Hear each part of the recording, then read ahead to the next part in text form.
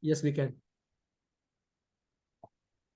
Om Jnanatimirandasya Jnananjana Chakshurunmilitam Yena Tasmai Shri Gurave Namaha Shri Chaitanya Manobhishtam Sthapitam Yena Bhutale Swayamrupa Kadamahyam Dadati Swapadantikam Vandeham Shri Guru Shri Yutapadikamalam Shri Gurun Vaishnavansha Shri Rupam Sadvijatam Sahigara Raghunathanvitam Tam Sajivam साद्वैतं सावधूतं परिजना सहितं कृष्ण चैतन्य देवं श्री राधा कृष्ण पादान सहगण ललिता श्री विशाखान्वितांश्च हे कृष्ण करुणा सिंधु दीनबंधो जगत्पते गोपेश गोपिका कांता राधा कांता नमस्तुते रक्त कांचन गौरांगी राधे वृंदावनेश्वरी वृषभानुसुते देवी प्रणमामि हरिप्रिये वाञ्छाकल्पतरुभ्यश्च कृपा सिन्धुभ्य एव च पतितानां पावनेभ्यो वैष्णवेभ्यो नमो नमः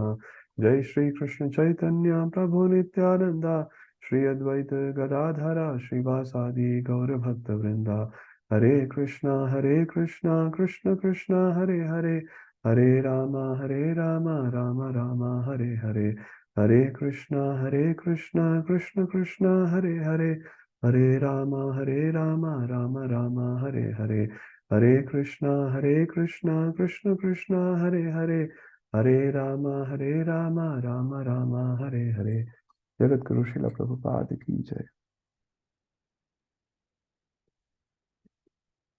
हरे Krishna everyone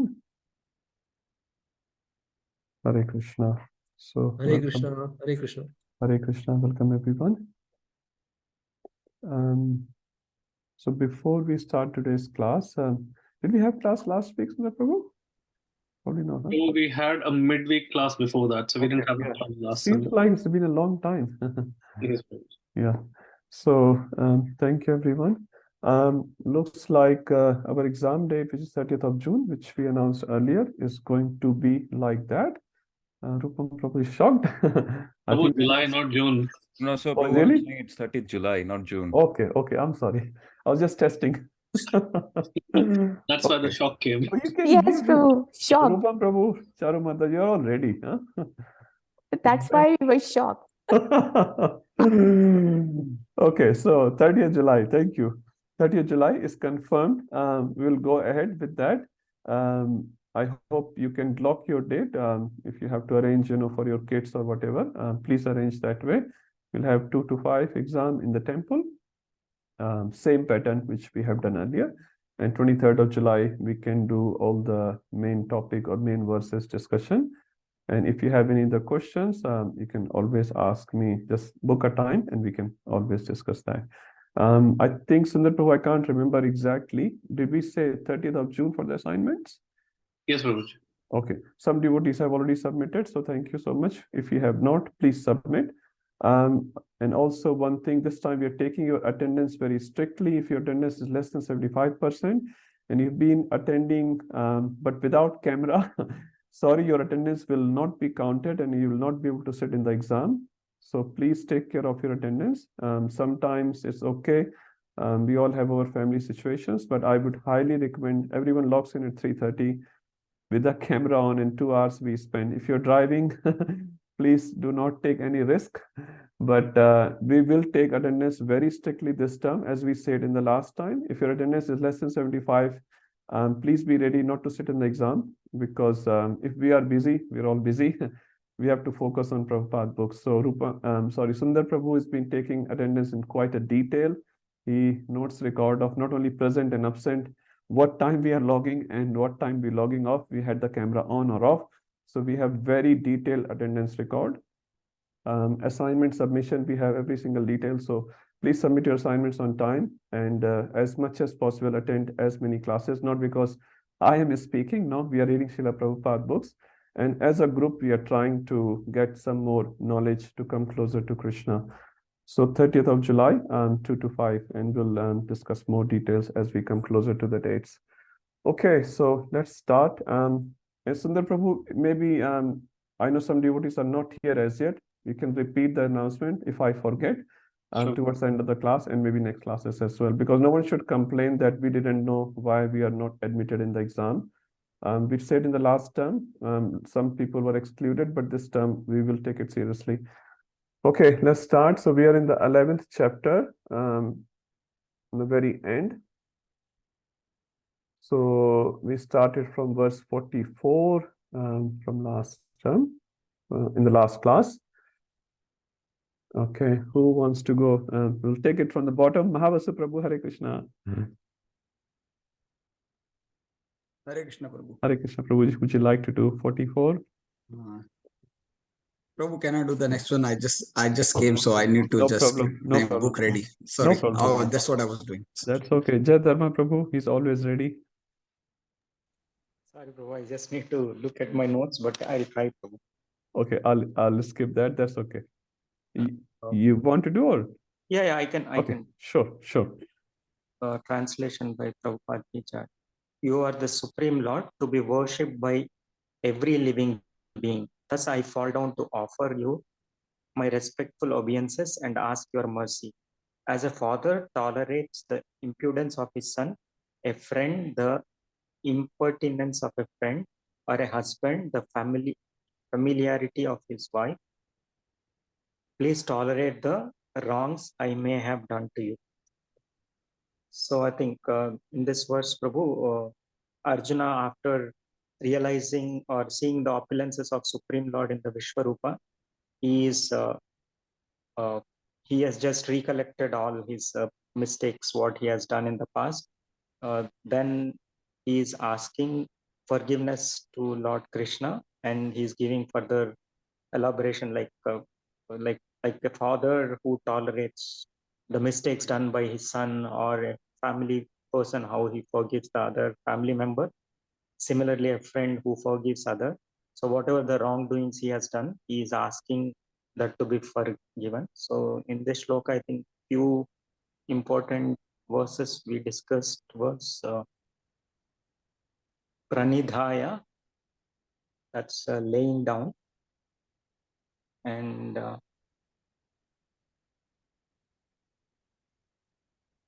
So basically, three main analogies are given why Arjuna is saying you should forgive me. And the analogy, first one is Pita and Putra, father and son. As son does a mistake and father forgives. A Sakha, Sakhihu. So Sakha, a friend does, any teasing or any jokes. So the friend forgives. And the third one is Priyaha, Priyayas.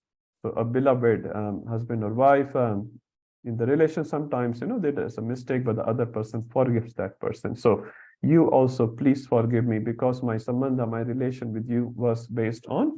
So the two reasons were given in the previous verses. What are the two reasons? Pramada. Pramada means pagalpan, madness. Either it was due to madness or it was due to prema, of love. But here is saying it is because of love. So because our loving relationship was there, please forgive me, as in these relationships, people forgive each other. So Arjuna is asking for forgiveness and giving a proper reasoning for that. Yeah, and also you covered points around the story of how Birbal and Akbar's conversation went, where finally Birbal says he is like a Akbar Das. So similarly, Not Baigan Das. in this case also, like, even though the intentions were pure, Arjuna, so even the work service, the way he was dying, it's always trying to please Krishna, even when he was behaving like a friend, as you have mentioned, to loving relationship. So that's why this makes more more conducive for requesting for a forgiveness, and the wrong, tolerate whatever the wrongdoings he has. Yeah, thank you, Prabhuji. Okay, so he is again asking for forgiveness. We'll skip that one. That's also okay. Okay, 1147 we can do quickly. I'm just going backwards. Priya Mataji, would you like to do? Sorry, Prabhu, don't have my notes. I'm not in Sydney at the moment. So Okay. sorry, Prabhu. Okay, no worries. Sorry. Okay, Radhika Mataji. Sorry, Prabhu, I didn't read the book, but I'm not ready today. No problem. I'll go to Charu Mataji.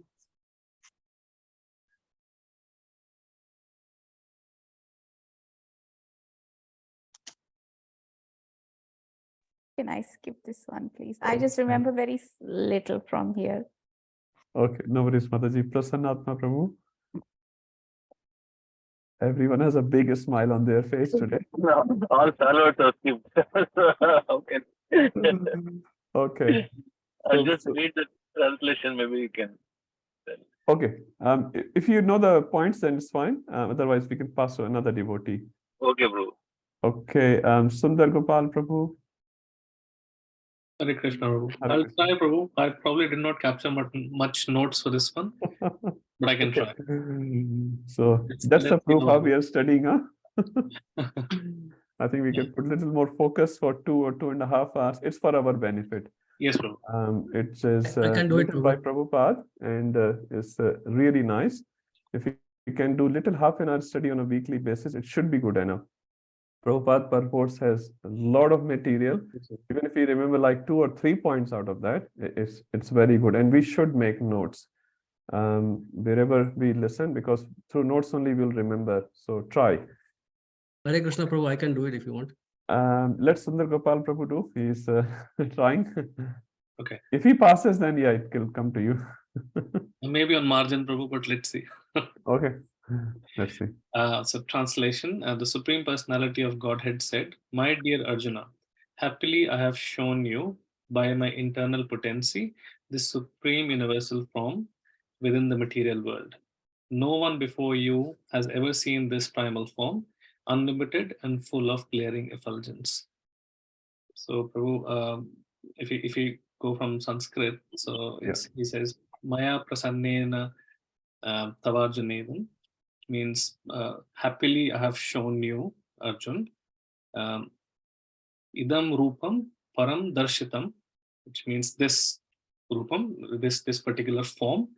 So kind of you mentioned Vishwanath Chakravarti Thakur said through this verse, Krishna is actually trying to tease Arjuna that you were the only one who actually wanted to see this form, and now I've shown you this form, and you are kind of trembling and you are in a difficult situation, so you're not you're scared to see that form. So he's kind of teasing him. Yes. And these things sometimes happen in a relationship. Yeah. When you have a good relation or a close relationship with someone, you can tease them, and it is one of such examples that he mentioned.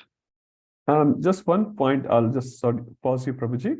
If anyone remembers in a loving relationship, someone was teasing each other, and don't say, Krishna and his friends. Give me a specific example in Srimad Bhagavatam, for example, where, as Prabhuji is saying, in a loving relationship, sometimes the teasing happens, some sarcastic remarks, it happens.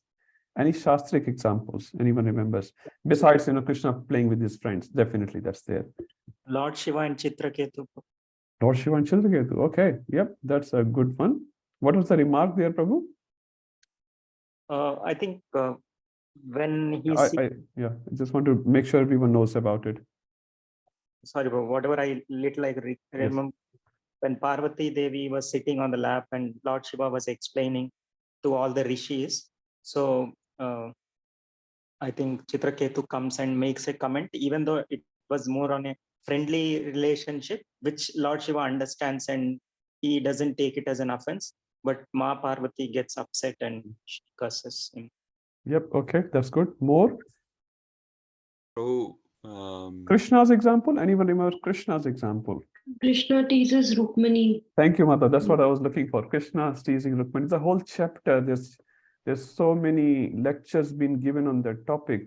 Why Krishna is teasing Rukmani, how he is teasing, what's the result of it, and how the devotees' relationship should be like that. Because Krishna is establishing a principle there. It's in 10th canto. When Krishna was a Grihastha, he was teasing Rukmani on a particular point. We'll not go in detail. It's a very beautiful topic for devotees to read, how the relationship should be deepened between two devotees, and Krishna establishing that principle. Obviously, Rukmani could not understand it, and she fainted on Krishna's remark. Anyway, so coming back, Sundar Gopal Prabhu, please continue. I just thought, we can expand on that. Yes, Prabhuji. Thank you. So next, sorry, I think something happened here. Okay. I accidentally deleted some of my notes. Jai ho, Jai ho. Accidentally. I think I'll get them back. No problem. So next, I mean, if you go through the translation, so and in the word to word there, so Rupam Param Darshan Atma Yoga. So he's showing his this particular form by his internal potency, and it's also said that not many people, or no one actually can see this form unless he has mercy from Krishna. So Arjuna was given that specific drishti, which we discussed is not actually higher, it's actually lower, because this form of Krishna is not the form that he is usually in. So only It's a those material form. And it's a Arjuna material was looking the form. spiritual form. Yeah. Yes. So so this has been done only for for specific people who can see them.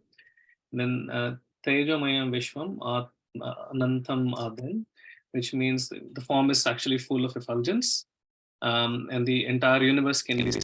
We saw that the whole universe was there, and you could see the ghastly form where uh, every living being was getting inside the mouth within the teeth, and it was not very pleasing to see to Arjuna, and that's why he got really disturbed by seeing it. Yeah. Yanmetvad Anyena, which means Me tvad, I have shown to you. yeah, I've shown. Anyena, na nena, no other. So no other have seen it before. Drashta purvam. Yeah. So no one has ever seen it before. Thank you, Prabhuji. Good trying. This is how we should be able to break these Sanskrit words. And again, take help of synonyms. It's not you should know every Sanskrit word. Take help. Slowly and slowly, you'll be start translating the, at least up to an extent, I would say. And then you will relish these verses a lot more than just cramming them. And then obviously we have nice purports underneath. Okay. 48. This is very nice verse. Satyabhama Mataji, if you want to do. Yes, Prabhuji. Hare Krishna. Hare Krishna.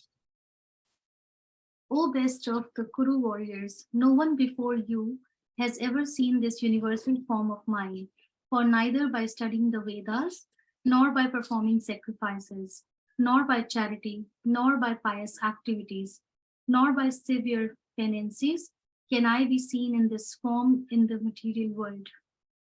So over here, because Arjuna is very dear to Krishna, and as we mentioned that, Krishna was showing his form only to Arjuna, and he's just reinstating that no one has ever seen this form before, and Arjuna is the only one whom he is showing this form.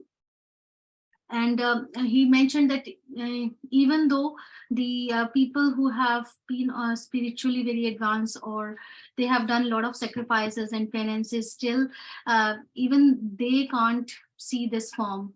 And Arjuna was the only one who could do that, because Arjuna was more surrendered to Krishna.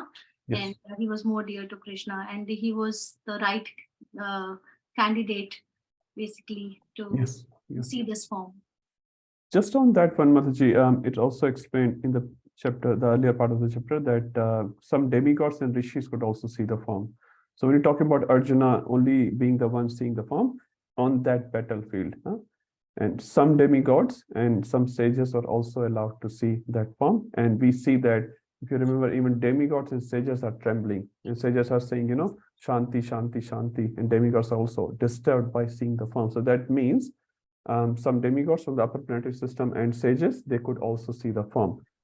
Second thing, obviously, as you said, this form is very rare and no one was able to see. So what are the examples? Who can see the form? Na Veda Yajnan. So just by Vedic yagyas, Vedic sacrifices, you cannot see the form. Adhyan, Veda Adhyan. Just by having a lot of scholarly knowledge. Na Danair, not by giving a lot of charity. Nacha Kriyabhir, and doing other activities prescribed in the Vedas. Na tapo, na austerity. This form cannot. Tapo ugrai hai. Ugrai tapa word is used. Ugrai tapa means very severe penances. Who did severe penances? For example, Ram and Hiranyakashipu.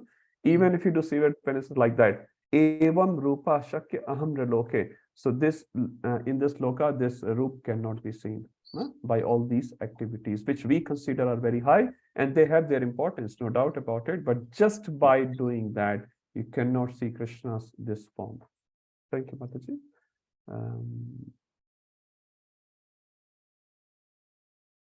Can I ask something, Prabhu? Yes, Mataji. So Krishna had also shown his universal form in the court before Yes. the war, Yes, Mata. and everybody in the Kauravas had seen it. So which category do they fall under then? Yeah, so thank you. A very nice comparison. So yes, Krishna had shown the Virata Rupa earlier as well, but Prabhupada writes somewhere, he says that was not full of this Rupa, but he is showing to Arjun right now. This Rupa also includes Kala Rupa, which was not shown in the assembly.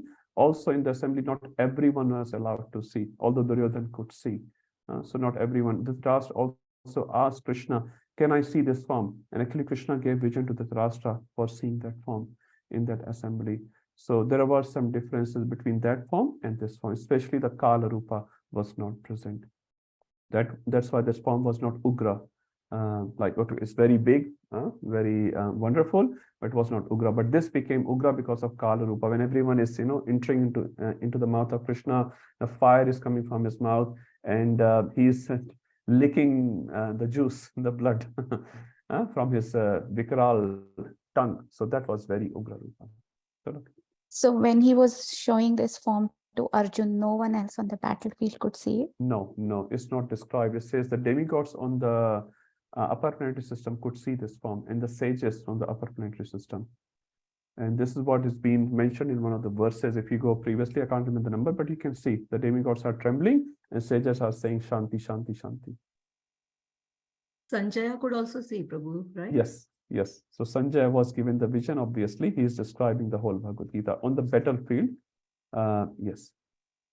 If you remember Bhishma also, I'll just complete this one. So Bhishma also says when the Bhagavad Gita conversation was going on, I think Dronacharya or someone else, his colleague there, even if I can give up all my penance of my whole life, and if I could hear just one word what Krishna is speaking, I'm happy to give that away.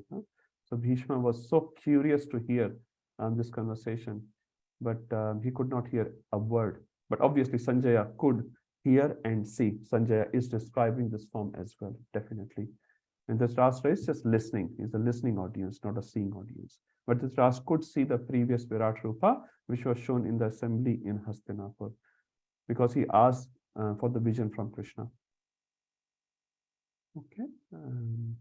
The last two lines Prabhu are talking about in the purport, 47 text, talking about this universal form that was shown to Duryodhan and to Arjuna, that the difference, what it was. Duryodhan did not, sir.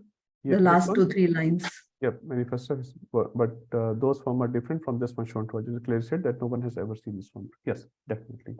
Because this is a combination of Virata Rupa plus Kala Rupa. It says that it was a partial expansion of the Virat Rupa which was shown in the assembly of Duryodhan. That was not a full-fledged form what is shown here right now, and definitely not Kala Rupa. Okay, Just I want to clarify a little small something. The difference between Kala Rupa and Virat Rupa. So as you said, the warriors and all the kings are entering the mouth. That's the Kala difference. Rupa. That's Kala Rupa. So Kala Rupa, who is destroying the elements, destroying the warriors, and how he is destroying, like he's Churitair Uttamangaiha. So Churitair means making powder of Uttamanga, means of the head. Blood is coming out. Fire is coming out of this mouth. This is Kala Rupa, the destruction form. The destruction form was not shown earlier ever. And obviously, as I said, the Vishwarupa form was shown, but that was also a partial of this Vishwarupa which has been shown. The Vishwarupa, when we say it's expanded everywhere, it has thousands of arms, thousands of mouth, thousands of bellies, thousands of legs. It has it exists everywhere. But Kala Rupa, when it starts destroying, the destruction form of that Vishwarupa, that's called Kala Rupa, which is never shown earlier. Priya Mataji. Hare Krishna, Prabhu. Hare Krishna. So I don't know if this was answered before, but like you said that yeah, because Sanjay also had the visions, extra vision from Vyasdev, and Bhishma Dev could not hear. Did you say not hear Yes. He wanted to the? hear Bhagavad Gita, but he could not hear. He couldn't hear the Bhagavad Gita, but he could see the form as well. No, not on the battlefield. It's not mentioned, Mataji. It's not mentioned that Bhishma was able to see. Bhishma was able to see the Virat Rupa, which was shown in the assembly of Duryodhana. It's clearly mentioned. On the assembly, but In the on the assembly. battlefield, in the assembly, No. but in the battlefield, no one Yes. but But Arjuna and Sanjay. Yes. Okay. Okay. Prabhu. And Dhritarashtra was able to hear the description. Yes. Sanjay was able to see the description. Okay. Thank you. Okay, let's move to the next one. So you were mentioning that Virat Rupa, which contains different heads of, like, say, demigods, all as an expansion of the. Yes. So is that also shown in the Yes. assembly when Yes. shown? Yes. Probably. Yes. Okay. So Krishna's Virat Rupa was shown in the assembly, but that Virat Rupa, you can say a subset was this Virat Rupa. So demigods all everybody were being shown as an expansion of the Lord. Yes. Now, how much was shown, Prabhuji? I don't know exactly, 30% or 40%, but it says it was smaller than this Virat Rupa. Sure. As Prabhupada also writes, it was a different form which was shown. So it's a smaller form shown, but it's also Virat Rupa. Virat Rupa means all the demigods are in Krishna. Yeah. It was shown, but Duryodhana said it's all Maya, it's all magic. I can also do these magics. That's what Duryodhana said. Sure. Okay, let's move forward. So 48 is an important verse. 49, we can leave that one. 50 also, it's all right. Yeah, last line in the 50 we can see. I'll just quickly do it. So 50 verse is important in one terms. Here, on the beginning of the verse 50, the Virat Rupa is there, and it says Swakam Rupam Darshaya Masa Bhuyaha. So Krishna is showing the Swakam Rupa, which is requested by Arjuna. What was the form requested by Arjuna in the middle, in the intermediate? Chaturbhuja. Four-handed. Yeah, four-handed. Chaturbhuja form. So it says by Chaitanya Charan Prabhu, by the beginning of 50th verse, it's Virat Rupa. By the end of the second line here, it became Vishnu Rupa, and the end of this verse, which is the fourth line here, Saumya Vapur Mahatma, Krishna is showing his original two-handed form to Arjuna. So this verse is important in the sense that it's sort of transit is happening at this place. From Virat Rupa to Chaturbhuja, Chaturbhuja to this two-handed form, which is called Saumya Rupa, Saumya Vapur. Saumya means very sweet, sweet Krishna. Okay, let's move forward. Did we do 51 last class? Oh, we did it. Okay, let's do this one because this is Arjun's response. So I'm going backward. Akhand Rasa Prabhu, if you want to do 51. Hare Krishna. Hare Krishna. Translation. When Arjuna saw Krishna in his original form, he said, "O Janardana, seeing this human-like form, so very beautiful, I am now composed in mind and I am restored to my original nature." So here actually now after seeing this two-handed form, which is Manusha Rupam, Arjuna was pacified and he was happy to see his, because it was familiar to him, this form.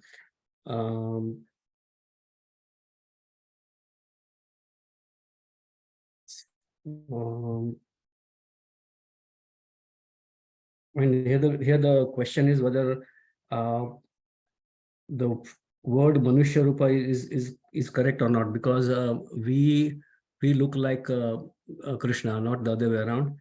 But it's not wrong to say that because this is from our reference point of view, but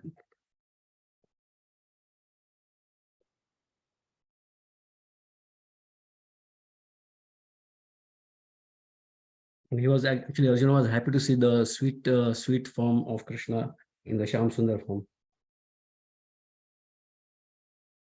Yep. So we can just take a quick Drastva idam manusham rupam. Drashta is to see. Idam is this one. Manusham rupam. So Arjun is describing that rupa as Manush rupa. What does it represent? Two-handed form. Now there's multi-arms are gone. Four-handed arms are gone. Manush rupa is two arms. So it's not wrong to say, as Prabhuji is saying, Krishna is a Manushya Rup, human-like form. But what is wrong to say when we say Krishna has a material form? Sometimes they take the deity as just a, what do you call, murti.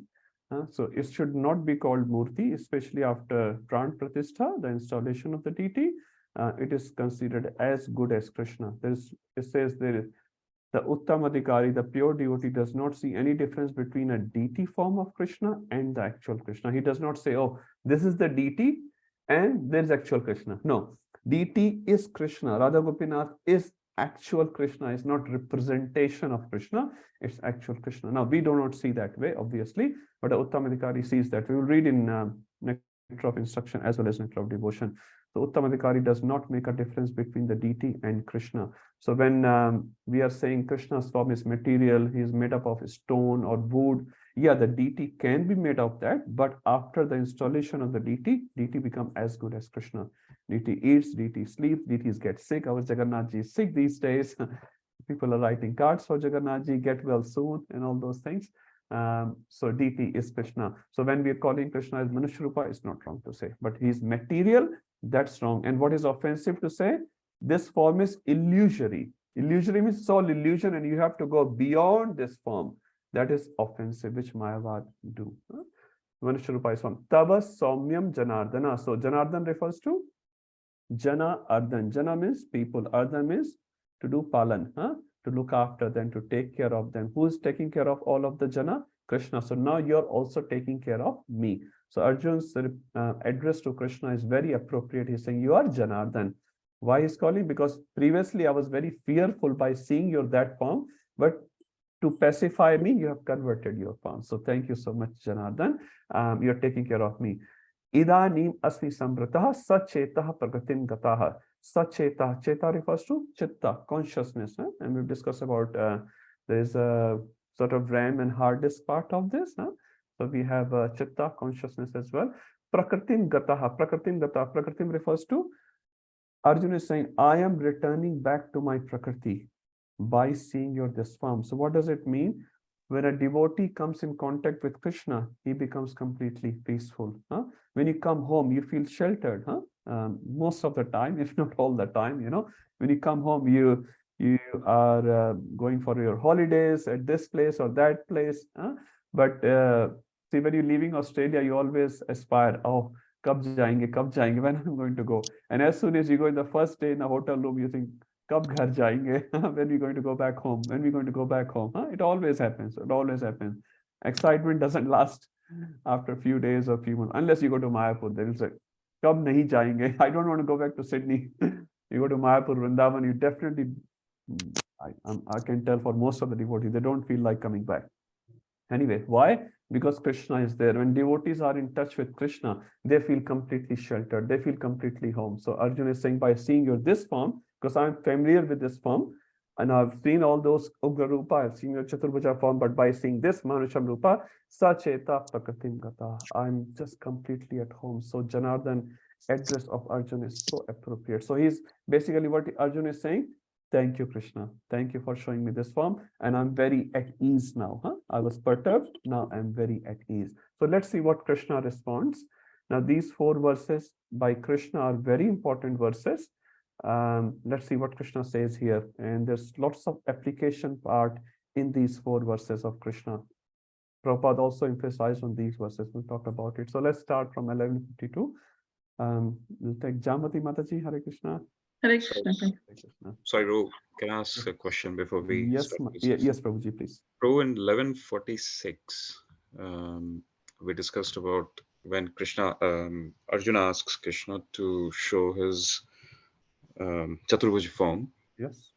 One of the things that you mentioned was this is also one of the verses where which can be used to prove that Krishna or Arjuna wanted to prove the world that Krishna is the origin of even Vishnu. Yeah. So I'm just thinking it a bit loud, and if you have to explain or use this verse with non-devotees, how would you recommend we can use it? Because the within devotees we can understand that Krishna is first and Vishnu is part of Krishna, but the general understanding within non-devotees is Krishna comes from Vishnu. Yep. So in that context, how should we explain this? Okay. Prabhu, for that purpose, I will not pick up this verse of Bhagavad Gita to start from, to be honest. Huh? We have to pick up some other places where that analogy is shown.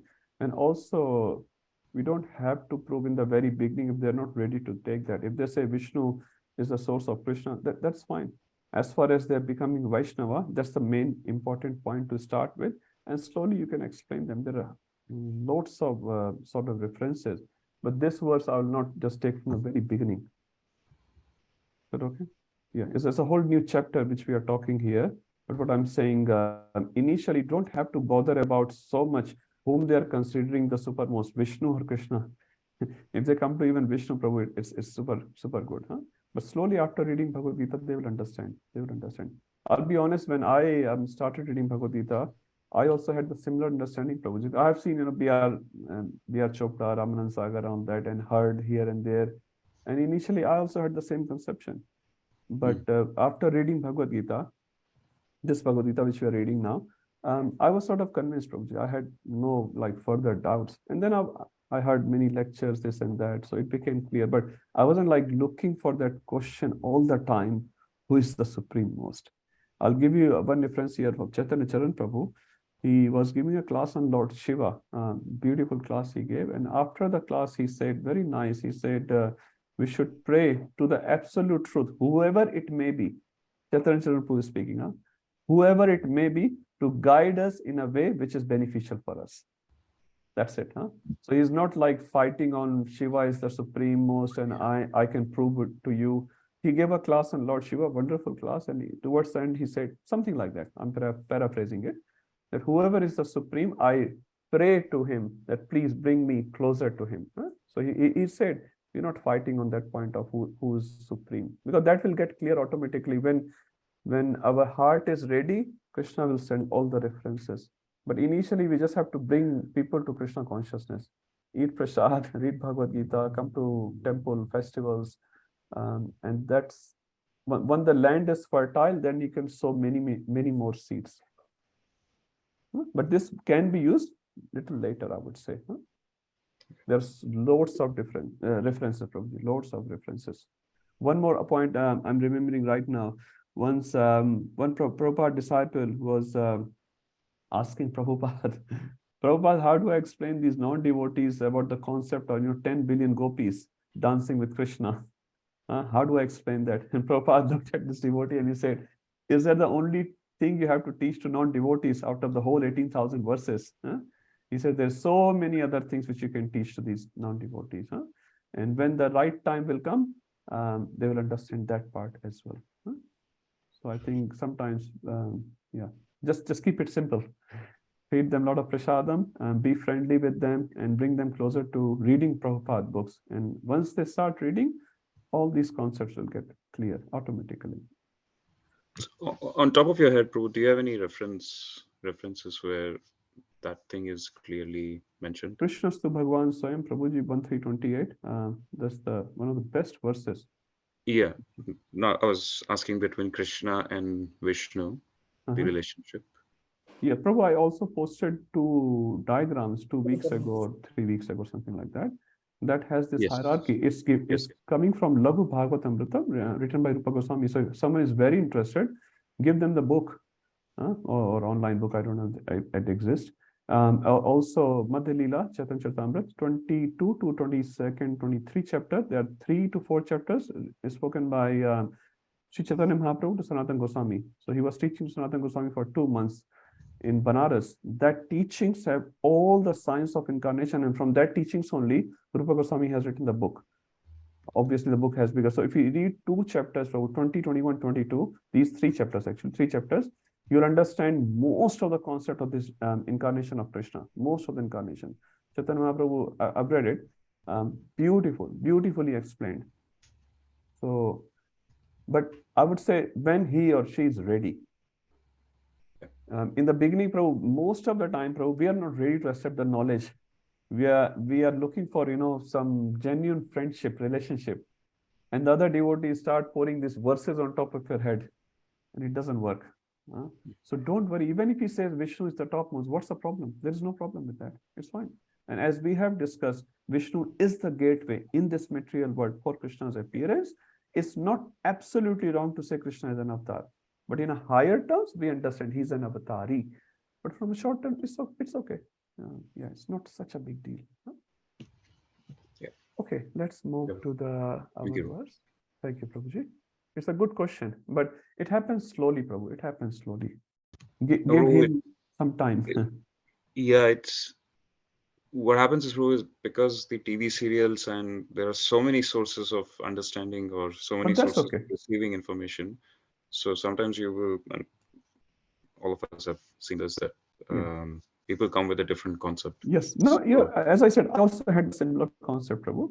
And I heard some Bhagavatam and Bhagavad Gita, but it was so khichdi in my mind. But after reading just the Bhagavad, not even Bhagavatam, just the Bhagavad Gita clarified 80% of the thing automatically. Just reading. That time I didn't even have any audio. Like 20, 30, 25 years ago, there was no audio clips. Not many at least. So just reading one book. And one good thing was, I have to say 23 years ago or something like that, there was no internet, so much common at least. And all you had this one book and you could read 24/7 one book. There was no distraction. No this lecture, that lecture. In one sense, it was very nice actually. We would pick up Bhagavatam, we'll pick up Bhagavad Gita, pick up Ishopanishad in hand. Now I don't have any books. Everything is in computer. But it was very nice actually, just to read NOI on its own. There's no distraction. Only lectures were Prabhupada lectures in a CD, which I didn't have to look for it. Who has this Prabhupada CD without pay?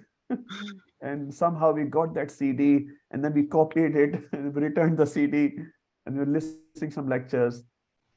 Someone gave Radhanath Maharaj lecture CD. One CD I had, literally Radhanath Maharaj. I heard so many times Radhanath Maharaj lecture.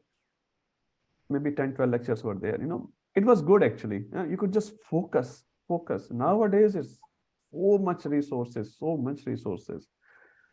Anyway, Prabhu, it will happen slowly. I wouldn't bother too much if the person is not asking you a question that who's supreme. Just make him, Krishna conscious friendly. These little things will come later. Yeah. Sakhi Radhika Mataji. Thank you, Prabhuji, about what Rupam Prabhu was saying, I wanted to share that in Aritri school, there's this teacher who comes for scripture study. And she was telling me one day that she was very annoyed and she said, they don't know anything. And you all should become teachers, devotees staying around.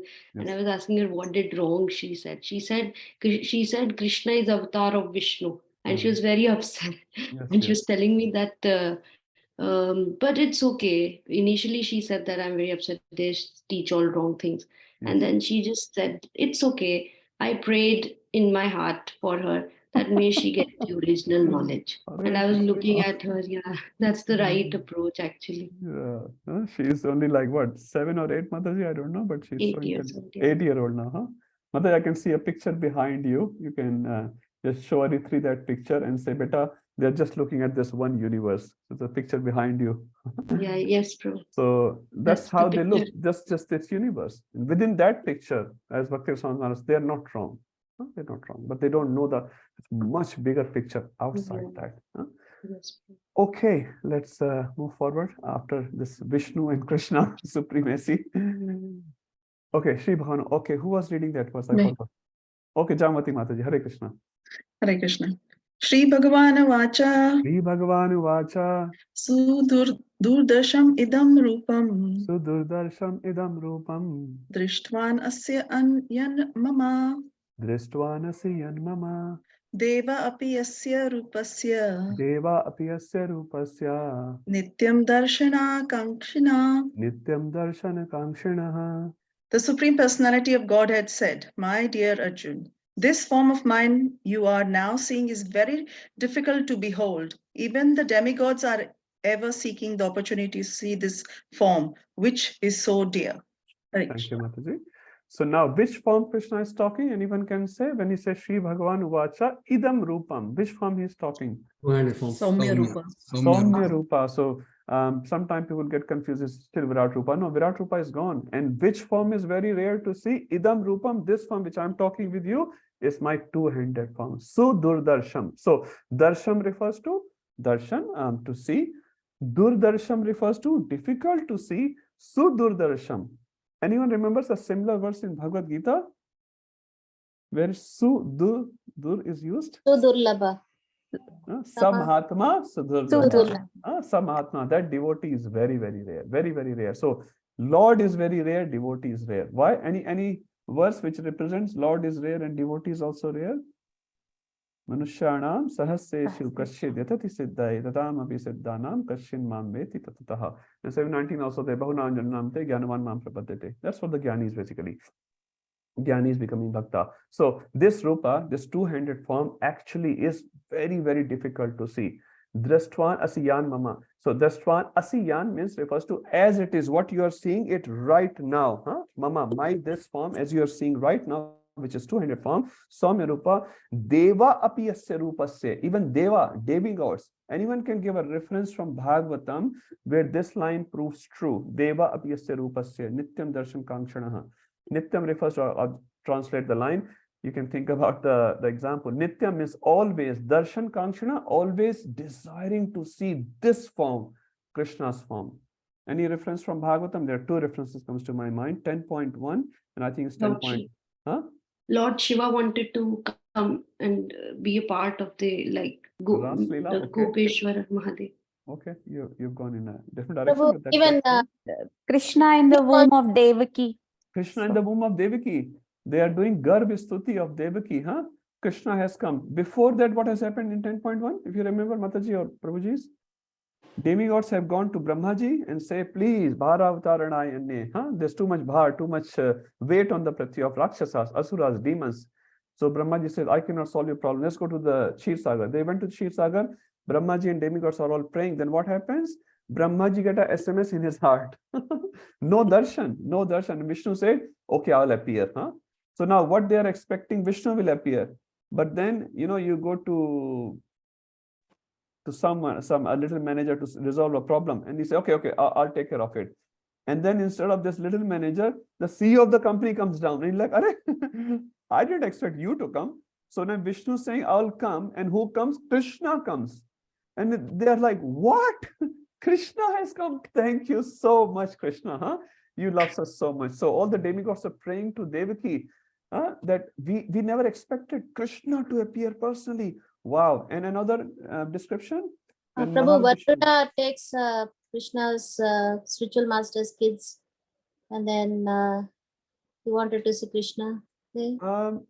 No, so the kids were found in Yamloka. So that's one thing. Okay. The Mahavishnu is told 5 sons of Brahmanas in Dwarka. That pastime is there. It's after 80th chapter, one of the chapters you can see Mahavishnu, and then the Krishna Arjuna arrives there, and the Mahavishnu said, I just wanted to have your darshan. Like Mahavishnu is saying, Krishna, I just wanted to have your darshan. So not only for Devas, even for Mahavishnu, it is so rare. And he said, Krishna, there was no other way. So I told the boys of Brahmanas. Everyone, I hope they know this chapter in Bhagavatam. So Sudurdarsham idam rupam. So this rupa of Krishna. Prabhu, Advaita Acharya wanted Chaitanya Mahaprabhu to come. Advaita Acharya? Yes, Prabhuji, you wanted to explain? No, he wanted to pray for Lord himself to descend. Yep. So yeah, he also prayed Lord to come and kill all these demonic tendencies of Kaliga. Yep, that's another example. So all these examples are showing Krishna's rupa, which some people could not appreciate, like Duryodhan, Shishupal, Jarasandha, and all that demonic mentality people. They could not appreciate, but actually it's very, very rare. And it says Deva apiyasya rupasya nityam. Nityam is always desiring when I will be able to see that form of Krishna. Okay, let's move Prabhu, forward. 9:11 also says the same thing. 9:11. Yeah. Maya Dakshin Suyana? No, that fools deride me. Fools avjananti mamura. Avajananti mamura. Okay. Yeah, that's a principle you can say. Principle wise, they say avjananti mamura. So that covers all the sort of forms of Krishna, but here specifically this form Krishna is saying, very, very rare to see. You can even see Vishnu, like Vishnu you see in 8th canto, before the churning of milk ocean, Vishnu appears in front of demigods. Also in Ramayana, you see when demigods are having meeting in Brahmaloka somewhere, in Devaloka actually, Brahmaji is also present, Shivji is also present, there also Vishnu appears. In 8th canto also we see Vishnu appear. So Vishnu also sometime appear, but Vishnu in form of Krishna, that is very rare, very, very rare. Huh? So Deva appears, Nityam Darshan Kanksha. It's a very important verse to see in that way. We are talking of Krishna, the Supreme Personality of Godhead, as Aditri was saying, huh? I wish they can get the full knowledge. Huh? They don't know much. They don't know much. So it is not easy knowledge. Yes, Mataji? Prabhu, I wanted to tell about Bhakti Charu Maharaj. He gave this point very, very nicely. Sure. He said that sometimes we forget Krishna when we go to the mall or, all these places. He told this verse in the class, and he said that Krishna is very rare, like to be seen in two forms. And so that form, he loves us so much that he's given his two-handed form, which is the best and the rarest to us. And even then, when we don't remember Krishna, then it is such a misfortune. So I was very touched by that, Krishna's two-handed form is rare. We just take it very like, okay, this person is also going in two-handed form. This is also a human being. But he was telling that it is rare to be a Manushya, like he was telling. And he was telling, and Krishna is so kind to give us this form as his own form. So we should try to remember Krishna every time. Just one more point that comes to my mind, Mataji. Where Prabhupada said, and this form of Krishna only comes once in a day of Brahma. Once in a day of Brahma. Only in 28th Dwapar Yuga, Krishna appears. So it's extremely, extremely rare. Now, you can say, we are born in ISKCON in one sense. So from the very beginning, we got this knowledge and we may not appreciate that knowledge so much, but it is so, so rare, so, so rare. And people hardly knows this truth. But by Prabhupada's mercy, we are able to understand a little bit of that truth, which is so beautiful. Rasanand Prabhu or Vijay Gopi Mataji. A quick question. Prabhu, this was the form Arjuna was earlier having with Krishna, isn't it? Yes. Now, again, the same form he's seeing. So the difference, how can you can explain it a little bit? Very nice question. So Prabhu's question is very valid. Arjuna has been seeing this form from the childhood. From always he's been seeing this form, but now he is realizing how difficult it is. Huh? So sometimes say, unless you become hungry, you don't know the value of prasadam. Unless you see the night, you don't value the daytime. So unless you understand the Krishna's original position, you don't appreciate his position. Huh? We say, oh, Krishna is also a demigod.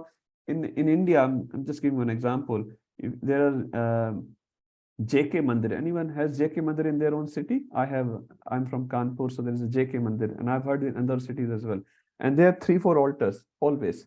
And in one of the altars, Krishna and Radharani. One altar you will see Lord Shiva. One altar you see Narayan, Lakshmi Narayan, and all that.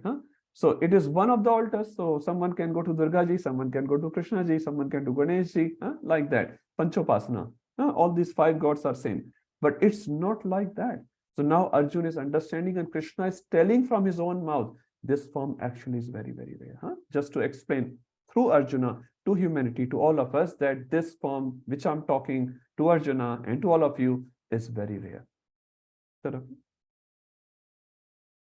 from the very beginning, if 2 friends are there, a friend does not know. In Hindi movies, sometimes they show 2 friends are just sitting and talking and chit-chatting, and after one day, there's a tag and he's a CBI agent or some big officer. And they say, "Ore, pata hi nahi tha. I didn't know you are such a big ACP or whatever they call it."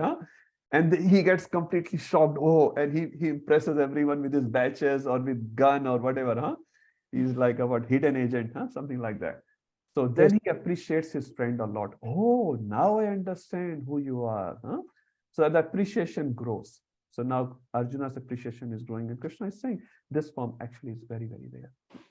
Yes, Prabhu. Just I wanted to share, I thought my realization, we all know from it, because being from the Hindu family, we know Krishna, Shiva, everything. Yeah. But after reading scriptures, after reading Bhagavad Gita, how much more we appreciate Krishna. Exactly. Exactly. Yeah. as I said, before coming to ISKCON in Bhagavad Gita knowledge, I also had this mixed khichdi in my mind.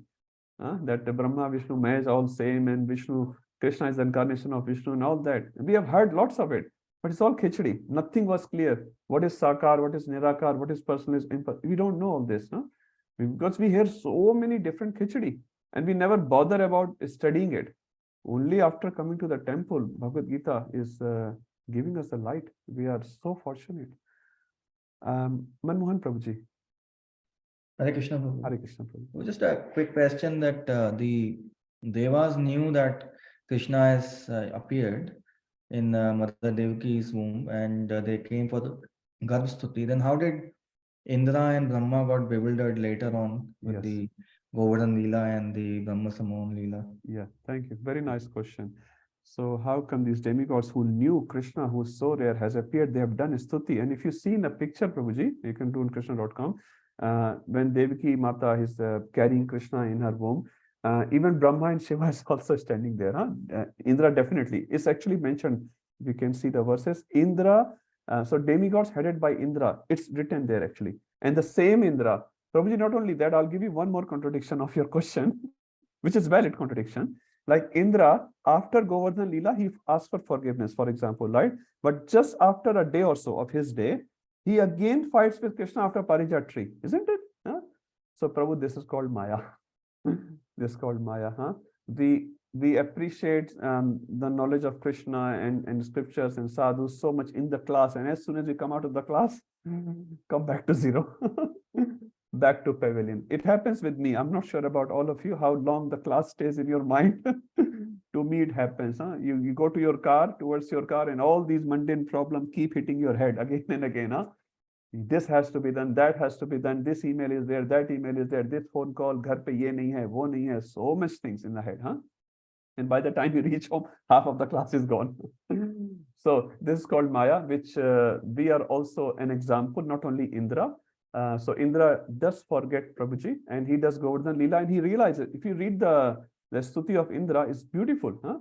But I could not understand, honestly, maybe 10, 15 years ago. I said, in Govardhan Leela, he asked for forgiveness, and again he's fighting for Parijat tree. From demigod's perspective, it was just few days. From human Leela, maybe after 20 years something had happened. But from demigods, only after 20 days has happened. 20 days before, he fell down to Krishna. And now he's fighting again with Krishna just for a tree. I was surprised. This is called Maya. This is called Maya, which even Indra and Brahma comes under. So who are we? So who are we? And that's why our shelter is only the holy name, Prabhu. We have no other shelter. In our mind, we are very weak. We are very, very weak. And that's why we have to take complete shelter of our Guru Maharaj instruction as much as possible. Complete shelter of devotees, be around Katha, be around nice pictures of Krishna. One of the incident my Guru Maharaj does very nicely. In India, he visited one Sardarji. He was a truckwala. He operates his trucks. So in his shop, when Maharaj went for some purpose, I don't know. So he saw pictures of Krishna everywhere, including in the roof. So Maharaj said, I've seen, Krishna's picture in many shops, but in your shop, you have pictures on the roof as well. And Maharaj said, he had this ring as well in his hand. He has Krishna's picture as well. Maharaj said, so many Krishna's pictures you have. And the Sardarji responded very nicely, just in case I forget, just in case. And Maharaj was appreciating, he's doing his business, he's earning money, but he's so much conscious that I have to remember Krishna while I'm doing my work. So he had pictures of Krishna all over his roof. I've never seen that. And Maharaj gave that example many times. So it's so nice. We are weak, but we have to take help. Because there is no other shelter. Because in Brahma, in the second canto, you see going after her own daughter. Brahma is the father of all the Vedas. He's speaking Vedas all the time. He is the first disciple of Krishna in this universe. He's the CEO. He's the top creator, top demigod, top position. And he is doing such thing, then who are we? Where are we? And then Brahma does Brahma Mohan Leela. He knows all the Shastra. Now, how much Shastra we know? We don't even know 0.000001%. And when we sort of look at Brahma, Brahmaji is doing this mistake, but he is doing it. That shows Krishna's power is, Maya is so. Devi Heshai Gunmai Mama Maya Duratyaya. Duratyaya. Very difficult. We can laugh sometime in the classes, all that. It's not easy. It's not easy. And that's why we're reading the Shastra again and again and again, so that hit the point. One time Prabhupada was confronted with this reporter. He was saying, Prabhupada, you are saying, read your books, read your books, read your books. So you want us to become a bookworm? So Prabhupada said, if you don't become bookworm, you become a stool worm. Which worm you want to become? Prabhupada said on his face. He was saying again and again, you want us to become bookworm? Prabhupada said, if you don't become bookworm, you become a worm in the stool. What would you prefer? And he was completely shut down. So why Prabhupada is saying, read my books? And Prabhupada says, not my books, it's written by Krishna. It's Krishna's commentary on these verses. Krishna himself is writing through me. So when we read it, then something goes here, 1 or 2%, some hathoda is needed. Bhaktivinoda Thakur, not Bhaktivinoda, Bhakti Siddhanta Maharaj says actually, how to control the mind. You know what he says? Anyone remembers? Take the juta. Sorry, that's what Maharaj said. I'm not saying it. Take the shoe and beat your mind. Every morning, 3 pills. I'm talking Manmohan Prabhu. 3 pills in the morning, 3 pills in the evening. And the patient is saying, Maharaj, which pill? Take your shoe, beat your head. Now, Raghunath Das Goswami doesn't do that. He says, I'm praying to my mind. He has written an Astakam. He's saying, I'm praying to my mind. Please, please let me absorb my mind in Krishna. Please allow me. So Raghunath Das Goswami is praying to his own mind and saying, please allow me to absorb my thoughts in Krishna. That's amazing, huh? So there is a soft way, there's a hard way. Now, which way we prefer? But we have to take some way. We have to take some way. We cannot just, we're not so elevated devotees. I'm not. Maybe you are, huh? So Raghunath Das Goswami is praying to his mind. Please allow me to think about Krishna. Please allow me to go towards Krishna. Such a beautiful prayers. And we think we can control our mind just by, listening 1 class or 2 class, or by just knowing few verses of Bhagavad Gita. Not possible. Not possible. It's very difficult. Radhavan Maharaj said, if you're very serious devotee, Radhavan Maharaj is speaking, if you're very serious devotee, it will take 10, 20 lifetimes to go back to Godhead. And when I heard that, I'm like, I am not serious at all. When the serious will take 10, 20 lifetimes, and he said, it's just 10, 20 lifetimes, zillions of lifetime, 10, 20, you'll become perfect and go back to Godhead. I'm like, I have no chance, no chance. So it's not easy. It's not easy. Just appearing in the temple in a devotee dress sometimes, chanting so-called 16 rounds. Ralgovind Prabhu said clearly in his lecture, and you can hear it, the Prabhupada said by chanting 16 rounds, we'll go back to Godhead, but not these 16 rounds which we chant. Ralgovind Prabhu said, the rounds which we are chanting on a daily basis, most of us, I'm not saying everyone, that round will not take us back to Godhead. What's that verse which you read in the morning? Bahu janma kriyate shravan kirtana tabu tanapaya Krishna pade premadhana. We'll not get premadhana just like that. It's so cheap, huh? Just another Uncle Toby's chips. Huh? Uncle Toby's or someone else. Anyway, whatever chips. That $3 packet is not so cheap. You just pick Krishna like that. It's very, very difficult. But the good point is we have Prabhupada with us. So relatively, it's very easy. Relatively, very easy. Just little effort, go back. Little effort, but that little effort we also struggle with. बहुत जाड़ा है, कौन निकलेगा सुबह? Who is going to come out of रजाई? रजाइयाँ and रबड़ियाँ and rasmalaiyan. We are all diving in that. Then we cannot dive in Krishna Prema. Okay, Manmohan Prabhu, is that okay? Yeah, thank you, Prabhu, for the nice explanation. Thank you, Prabhu. I'm speaking for myself. I'm not speaking for you. Please don't take it like that. I'm the lowest one. Yeah, thank you. I'm speaking so that I can listen my own words and make some change in my life. No, Ujjwala Sa Mataji. Hare Krishna Prabhu. Yeah, Hare just a Krishna. quick question. When you mentioned that Indra had again made a mistake after a few days and he fought with Krishna. So I was wondering, because he's in a material world, does he get covered with Mahamaya, or because he's taking part in Krishna's Leela, is he covered by Yogamaya? Which of that is the case? Okay, it's a very good question. I'll not comment on that because I've not clearly read it. But generally speaking, Indra is a Jiva, and Jiva's forgetfulness is due to Mahamaya. Generally speaking, that's the case.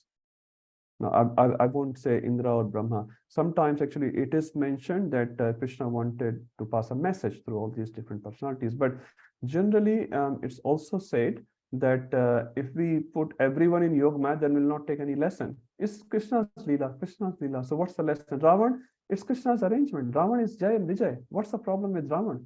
So then what do we learn from Ravan? Nothing we learn. So Ravan we know as Jai, Kumbhakaran as Vijay. But no, we take Ravan as Ravan. We don't, yeah, when we have to understand who is Ravan, okay, we say Jai and Vijay. But what Ravan is doing is wrong. What Hiranyakashipu is doing is wrong. We take it like that. We say Ravan is wrong. Ravan is a demon. And there's no problem with that. Otherwise, then everything will be Krishna's Leela only. Then we'll get no lesson. Duryodhana is doing by Krishna's arrangement. He's an associate of Krishna. He is actually associate of Krishna. No, we say what Duryodhana did was wrong. So from that perspective, we can say as a principle, no, they were wrong. They were wrong.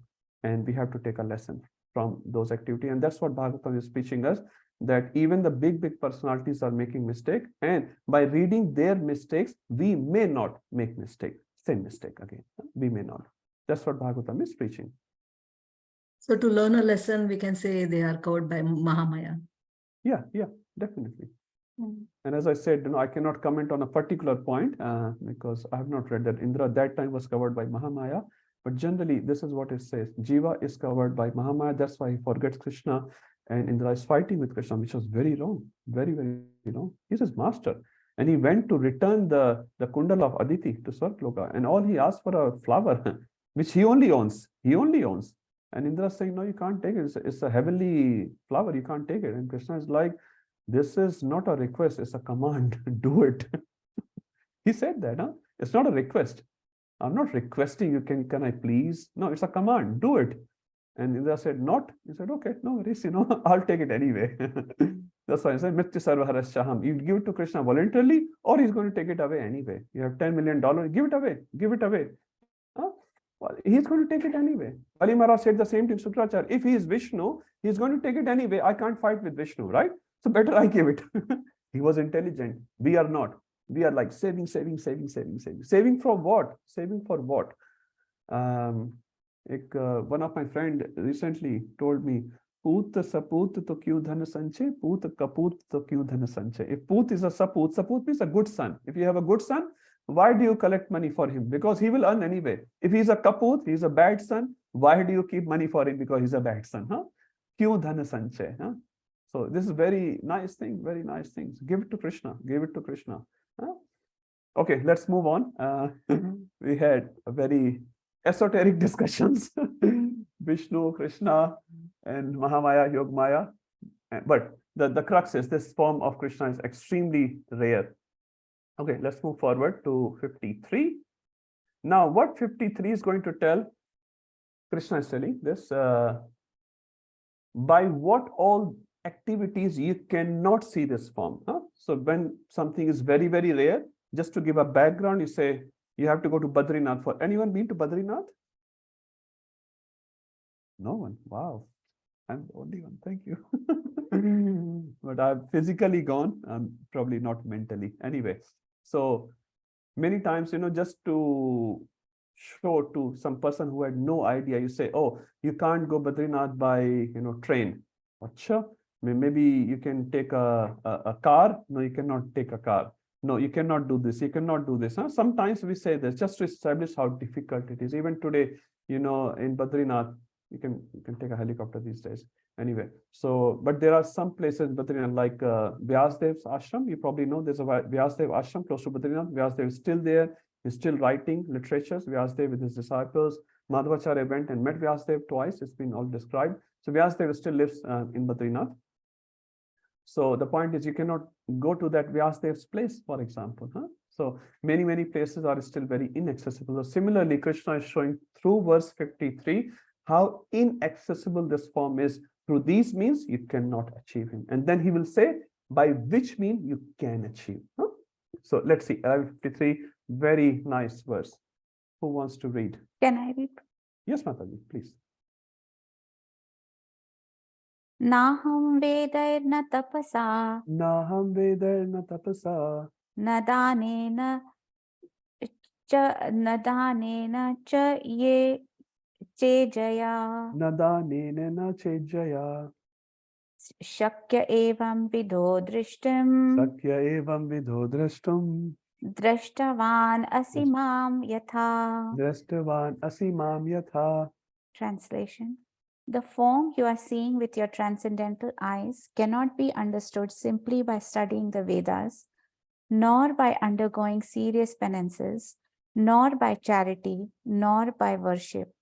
It is not by these means that one can see me as I am. Hare Krishna. This is the neti kind of. Yes, neti. That's right, Mataji. Huh?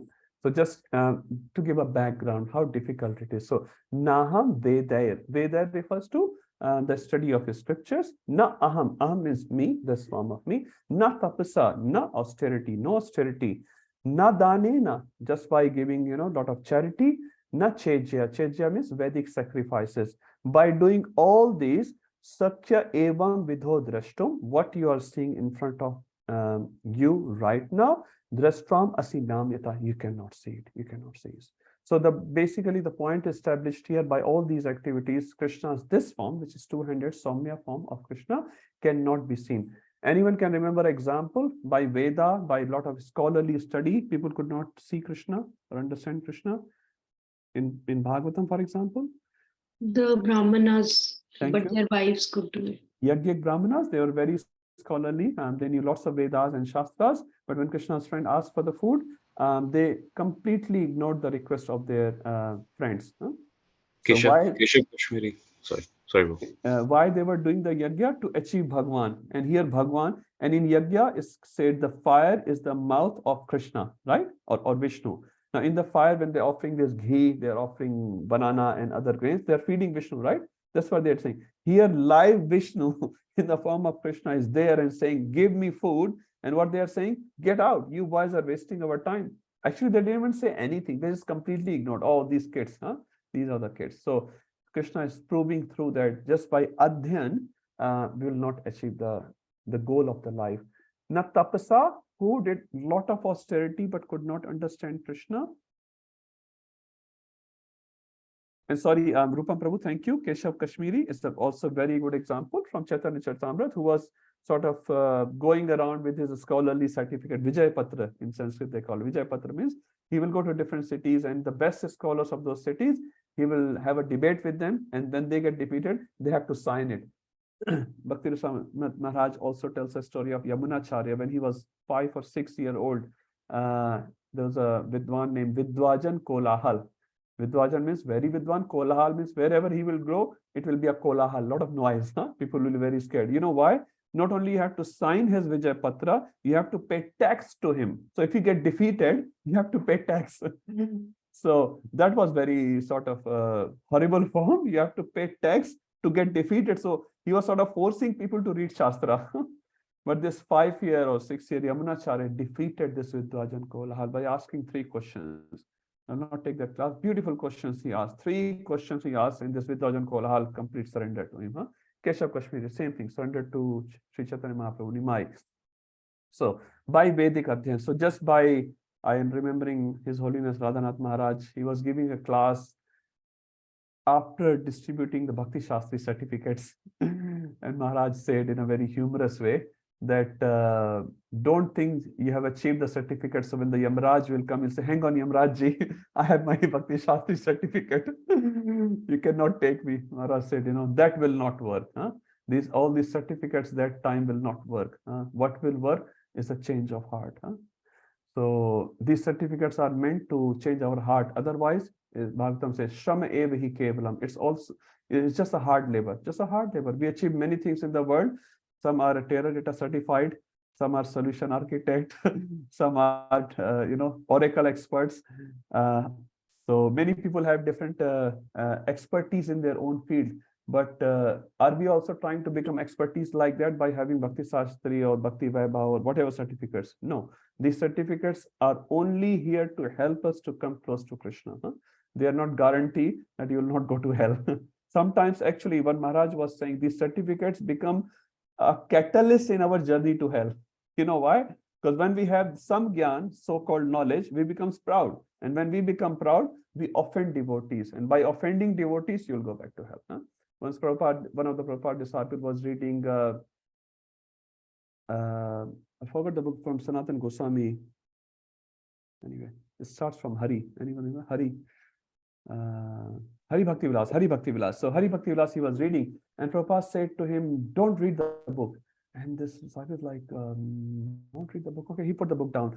Next day, somehow that he was reading and is thinking Prabhupada should not come in the room. And when he started reading, only that time Prabhupada entered the same room and he said, I told you not to read Hari Bhakti Vilas. And this time you could not tolerate. He said, with all due respect to Prabhupada, but I thought it's a bona fide book. Sanatana Goswami has written it. And Prabhupada said, yes, it's a bona fide book. Then why we should not read it? He said, but when you will read it, you will find so many things which others are doing wrong. Huh? These new English people or American, European people, they have adopted Krishna conscious principle in their life, but they're still making many mistakes. By reading this book, you will see them making mistake, and then you will try to correct them or offend them. And by those offenses, you will go back to hell. So to save you from going to hell, I'm asking you not to read this book, although the book is completely bona fide. Huh? So one devotee asked Prabhupada, Prabhupada, can I read Manusmriti? Prabhupada said no. Then he again another time asked, Prabhupada, can I read Manusmriti? And he said, according to Manusmriti, if you're not a Brahmana, you should not read Manusmriti. That's why I'm telling you not to read Manusmriti. Huh? Prabhupada knew all these different principles of etiquette. They will not be able to follow. They will not be able to follow. But Prabhupada still accepted them. So Krishna will still accept them because Krishna is looking at Bhavagrahi Janardana. Just by external etiquettes, you cannot please Krishna. But their heart was fully surrendered to Prabhupada. And Prabhupada accepted all of them. So we should not many times, if not all the times, police people that why are you doing this thing wrong? Why are you doing that thing wrong? We are not the policeman. We are not appointed person to correct it. So we should be very careful in dealing with devotees. Sometimes in a loving relationship, we can say, Prabhuji, Mataji, maybe this might be a correct way. But unless our position is there, we should just accept because Krishna is accepting it. Krishna is the authority, and it's Krishna is in business between Krishna and that devotee to correct him or her. It's none of our business. Unless the relationship is very, very loving, you have that, adhikar. And then you can say, maybe Prabhupada told us this way, please do it this way. Or unless someone approaches you genuinely, like Arjuna approached Krishna.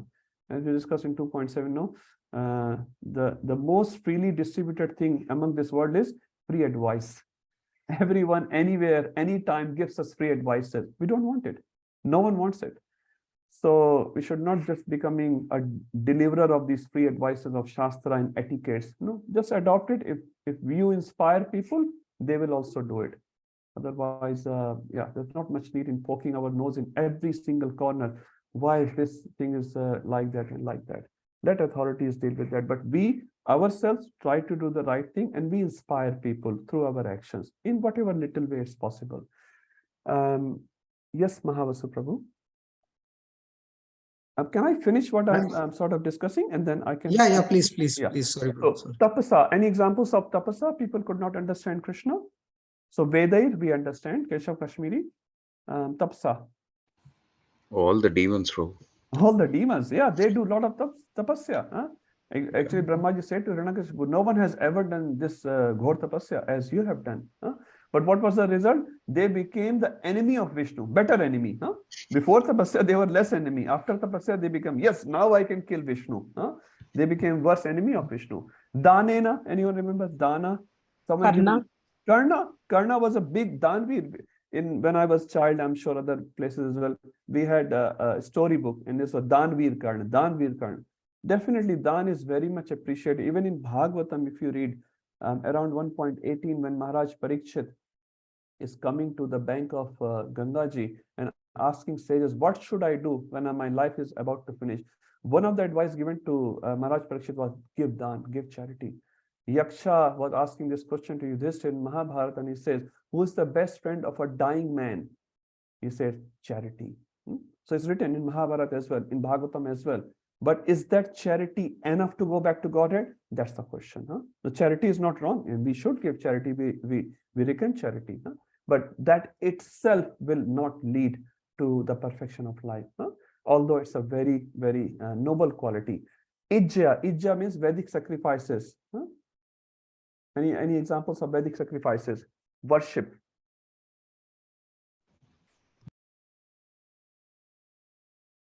I think we can give the examples of this Yagic Brahmanas here and Vedadhyan from Keshav Kashmir, because they were actually doing the sacrifices here, Yagic Brahmanas. Huh? Prabhu, there's also that story of prostitute and Brahman. The Brahmana used to do the sacrifices, but constantly observe Thinking who about was, prostitute. yeah, Yes. who was coming and going in that Yes, house. yes, yeah. Huh? And the prostitute was actually meditating on the verses or listening to the Brahmana's recitation and meditating on it, although she didn't understand much. Yes, yes. And yes. at the time of death, then Yamaraj came and took the Brahmana, but spared the. I'll just expand one point, Mataji. When Yamraj came to Brahmana and Brahman said to Yamraj, "Are you at the right address? The delivery address is not correct. Maybe it's the next door neighbor," because Brahman is also always thinking this prostitute is going to go to hell. And Yamraj checked his iPad again and again. And in the iPad, the address was correct. And Yamraj said, "It's correct address, it's your address." And then Yamraj explained to him what you were doing. So although you are Brahman, you're doing sacrifices, but you are meditating on prostitute. And prostitute, although her profession is not so good, but her mind is completely in you and your prayers, and she respects you so much. So it's now your time to come with me on my bhensa, on my buffalo. So who wants to go on a ride of buffalo? Get ready. Don't think about this prostitute or other neighbors, what they are doing wrong. It's none of our business. Whatever Guru has told, what Prabhupada has told, what temple authorities are telling, if we just follow sincerely, we may fail, that's okay. But if we sincerely follow at our best, Krishna will understand and eventually he will accept. Okay, Mahavasa Prabhuji. Prabhuji, before we go for on the same note, the sacrifices which the likes of Drupad did to get a son, or Janmejaya did to take revenge, would those also be counted as in this, the examples for this verse? Why we are giving the Yagic Brahmanas example? Because their purpose was to please Vishnu. Now, Drupad's purpose was not to please Vishnu. Drupad's purpose was very clear. I want a son who will kill Dronacharya. So very, very clear purpose, very kind of sort of thing. That's fine. But here, Yagic Brahmanas were actually doing this sacrifices for the pleasure of the Bhagwan. So that's why this example is very popular, very oftenly quoted, because the Bhagwan is there, and then you are saying, I'm putting Ahuti in the Agni. Are put in the mouth of Krishna. And Krishna also says in Bhagavatam that I accept two types of Ahuti, one through Agni, one through the mouth of Brahmanas. But the Ahuti which you put in the mouth of Brahmana is more dear to me than what you put in Agni. So basically he's saying, Sar Vaishnavas, Sar Vaishnavas, Sar Vaishnavas. And sometimes we give more importance to Yagya rather than feeding Vaishnavas or serving Vaishnavas in whatever way. So actually Krishna very, very clear, serve Vaishnavas. And Chaitanya Mahaprabhu also, when he took four principles, two principles each from four sampradayas, and one of the principles which he took from Sri Sampradaya is Vaishnava Seva. So if you read the 8 principles which Chaitanya Mahaprabhu introduced, one of the principles which he took taken from Sri Sampradaya was to serve Vaishnavas. In Sri Sampradaya, Vaishnava Seva is of utmost importance. Madhuri Mataji comes from that background. She understands. She's nodding the head. She's very pakka from her culture as well, obviously. Now it's Prabhu, I learned everything here only with all of you. Even though our elders did follow, I was not into so much. But they actually follow a lot of Vaishnava Seva, Yes. Chaitanya Mahaprabhu take this. So, serve Vaishnavas. Even if they were not Bhagwan, here Bhagwan himself was there. And Yagic Brahmanas is completely forgetful of the purpose. Sometimes we get lost too much in the process, then we forget the goal of the process. That goal should always be there. Process can be changed. One example of Nimagra is Bhishma Pitama. He was following the vow so much that lady is getting, insulted in front of all these people. The principle is to protect, and he forgot just because following the process. So we should also remember the process is to go back to Godhead. If we are not going back to Godhead, something needs to be changed. Okay, Mahavasa Prabhu, sorry. Hare Krishna. Thank you, Prabhu. Just want to check what would be the difference between this verse, which is 53, to the previous verse, which is text number 48. Because there also, to see the material form, Krishna says you cannot see without doing austerity, penance, and the same thing is here. So it's not a difference. How do you differentiate? It's not a difference, it's a re-emphasis. And one more thing is that if there is no difference, then what is superior? Of course, this form, the one in 53, that is the personal form of Krishna, that is the most superior form. Then why did Krishna actually have to say these two for both? One for material, it's the same story. Then for personal spiritual form is the same story. It doesn't make sense then. Yeah. No, it does Sorry. make sense. No.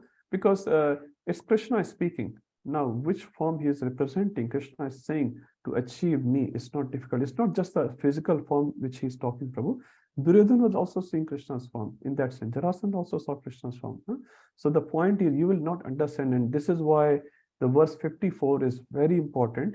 Many sannyasis give references because it's not just the neti part, it's the iti part. Iti means do this, do this, do this.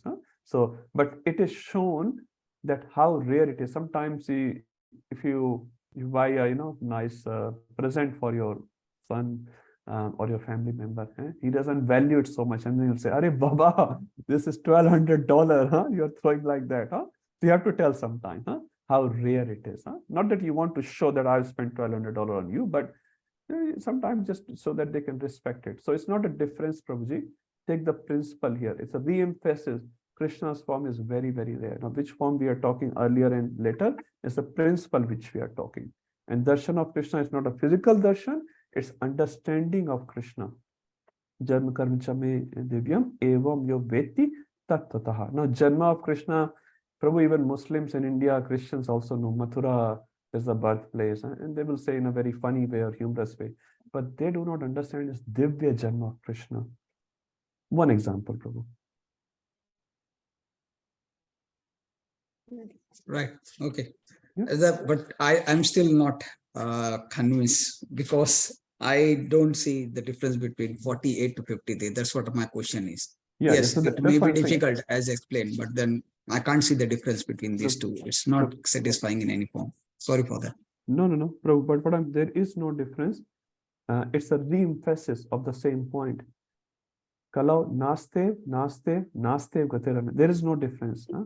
The repetition in Shastra is there to re-emphasize a point again and again. So it's a re-emphasis of the same thing. By just doing these activities, you cannot have darshan of Krishna. Now, which form? Just leave it for a second for now, right?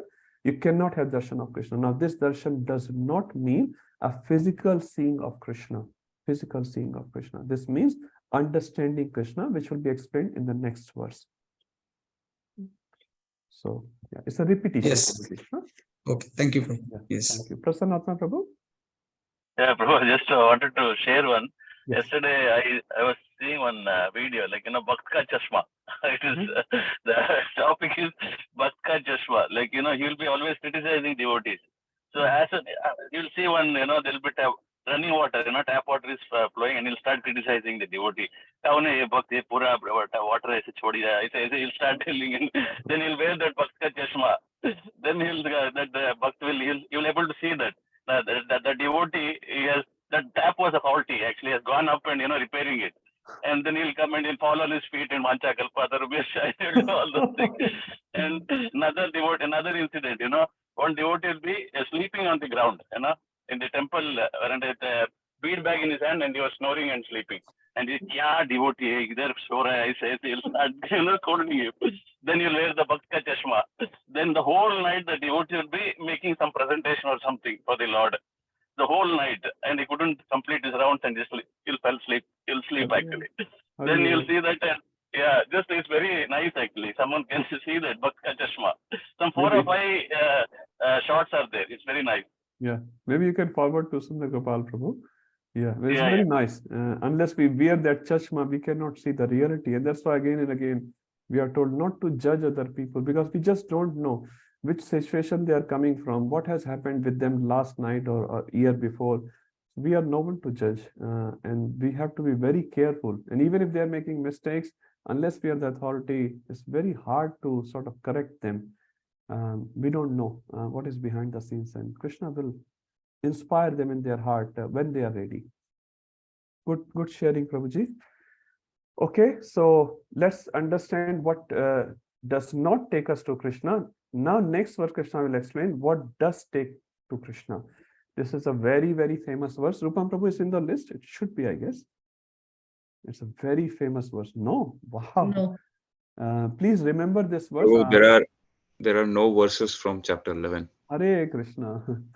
Now you might be happy from exam perspective, but I would say there are few verses which you should read. This is one of those verses. Many sannyasis, Prabhupada ji has given reference of this verse in their lectures. Okay, who wants to read this one? Vinay Saha Prabhu is happily ready. Hare Krishna Prabhu. Hare Krishna Prabhu. Bhakta tu ananya shakka. Bhaktya tu ananya shakya. Aham evam vidyo Arjuna. Aham evam vidho Arjuna. Gyatu drushtang cha tattena. Gyatum drashtum cha tatvena. Praveshtum cha param tapa. Praveshtum cha parantapa. Translation. My dear Arjuna, only by undivided devotional service can I be understood as I am, understanding before you, and can thus be seen directly. Only in this way can you enter into the mysteries of my understanding. Hare Krishna. Thank you, Prabhuji. So Krishna is telling through this verse what will take for you a jiva to get back to him. So bhaktya tu ananya shakya. So ananya word we have read earlier. So anya refers to other. Ananya refers to no other. No other than bhaktya. No other than bhakti. Shakya. Shakya means will make it possible for you. Aham evam vidho Arjuna. So as I am, Arjun, you are seeing me, you are understanding me. If you want to understand me as I am, what you have to do? Ananya bhakti, exclusive devotion. Once you have exclusive devotion, what will happen? Gyatum, first you will have gyan. As we are doing right now. Again, this gyan, again, is not a karmi gyan. It's called, as per Nectar of Devotion, Rupa Goswami, this is bhakti anukul gyan. This gyan is favorable to our bhakti. And some gyan are pratikul to our bhakti, means unfavorable to bhakti. So we are reading Bhagavad Gita. We are also learning some gyan, you can say, but this is anukul to our bhakti. Gyatum drashtum. Drashtum refers to, then you will be able to see me. So first you have to understand me through your gyan. Again, bhakti gyan. Drashtum cha tatvena. Tatvena, we understand tattva in reality. Praveshtum. This word actually seems a very dangerous sort of word, isn't it? Just from the top of it. Praveshtum cha parantapa. This word is used mostly by Mayavadis. Pravesh karna, when you enter. But here, praveshtum is prefixed with tatvena praveshtum. Not physical pravesh is mentioned here. What is it? Tatvena praveshtum. And Prabhupada writes here, you can enter into the mysteries of my understanding, which is tattva. So three words are used here. Gyatum. Gyatum is knowledge, as we are reading right now, again, to understand Krishna, to come closer to Krishna.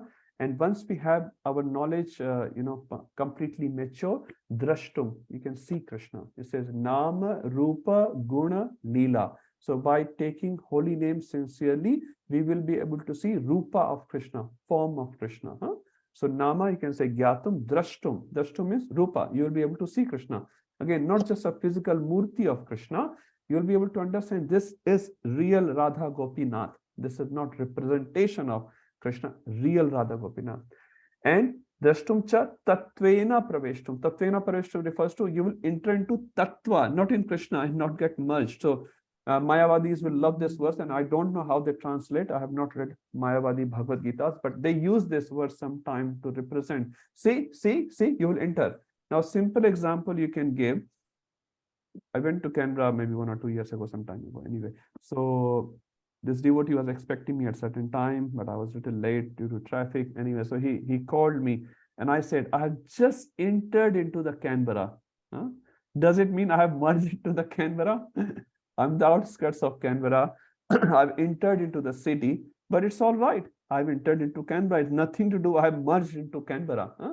So when we're talking about entering into Krishna, the science of Krishna consciousness, that means understanding Krishna consciousness as it should be understood, not as it, oh, Krishna is a jyoti, is a light, and you will also merge into the light once we cross this form knowledge. They say you have to go beyond the form to the formless. In the beginning stage, you are very new, you are neophyte, you cannot meditate on formless. So beginning, you use these deities. So they also do deity worship. They also do deity worship.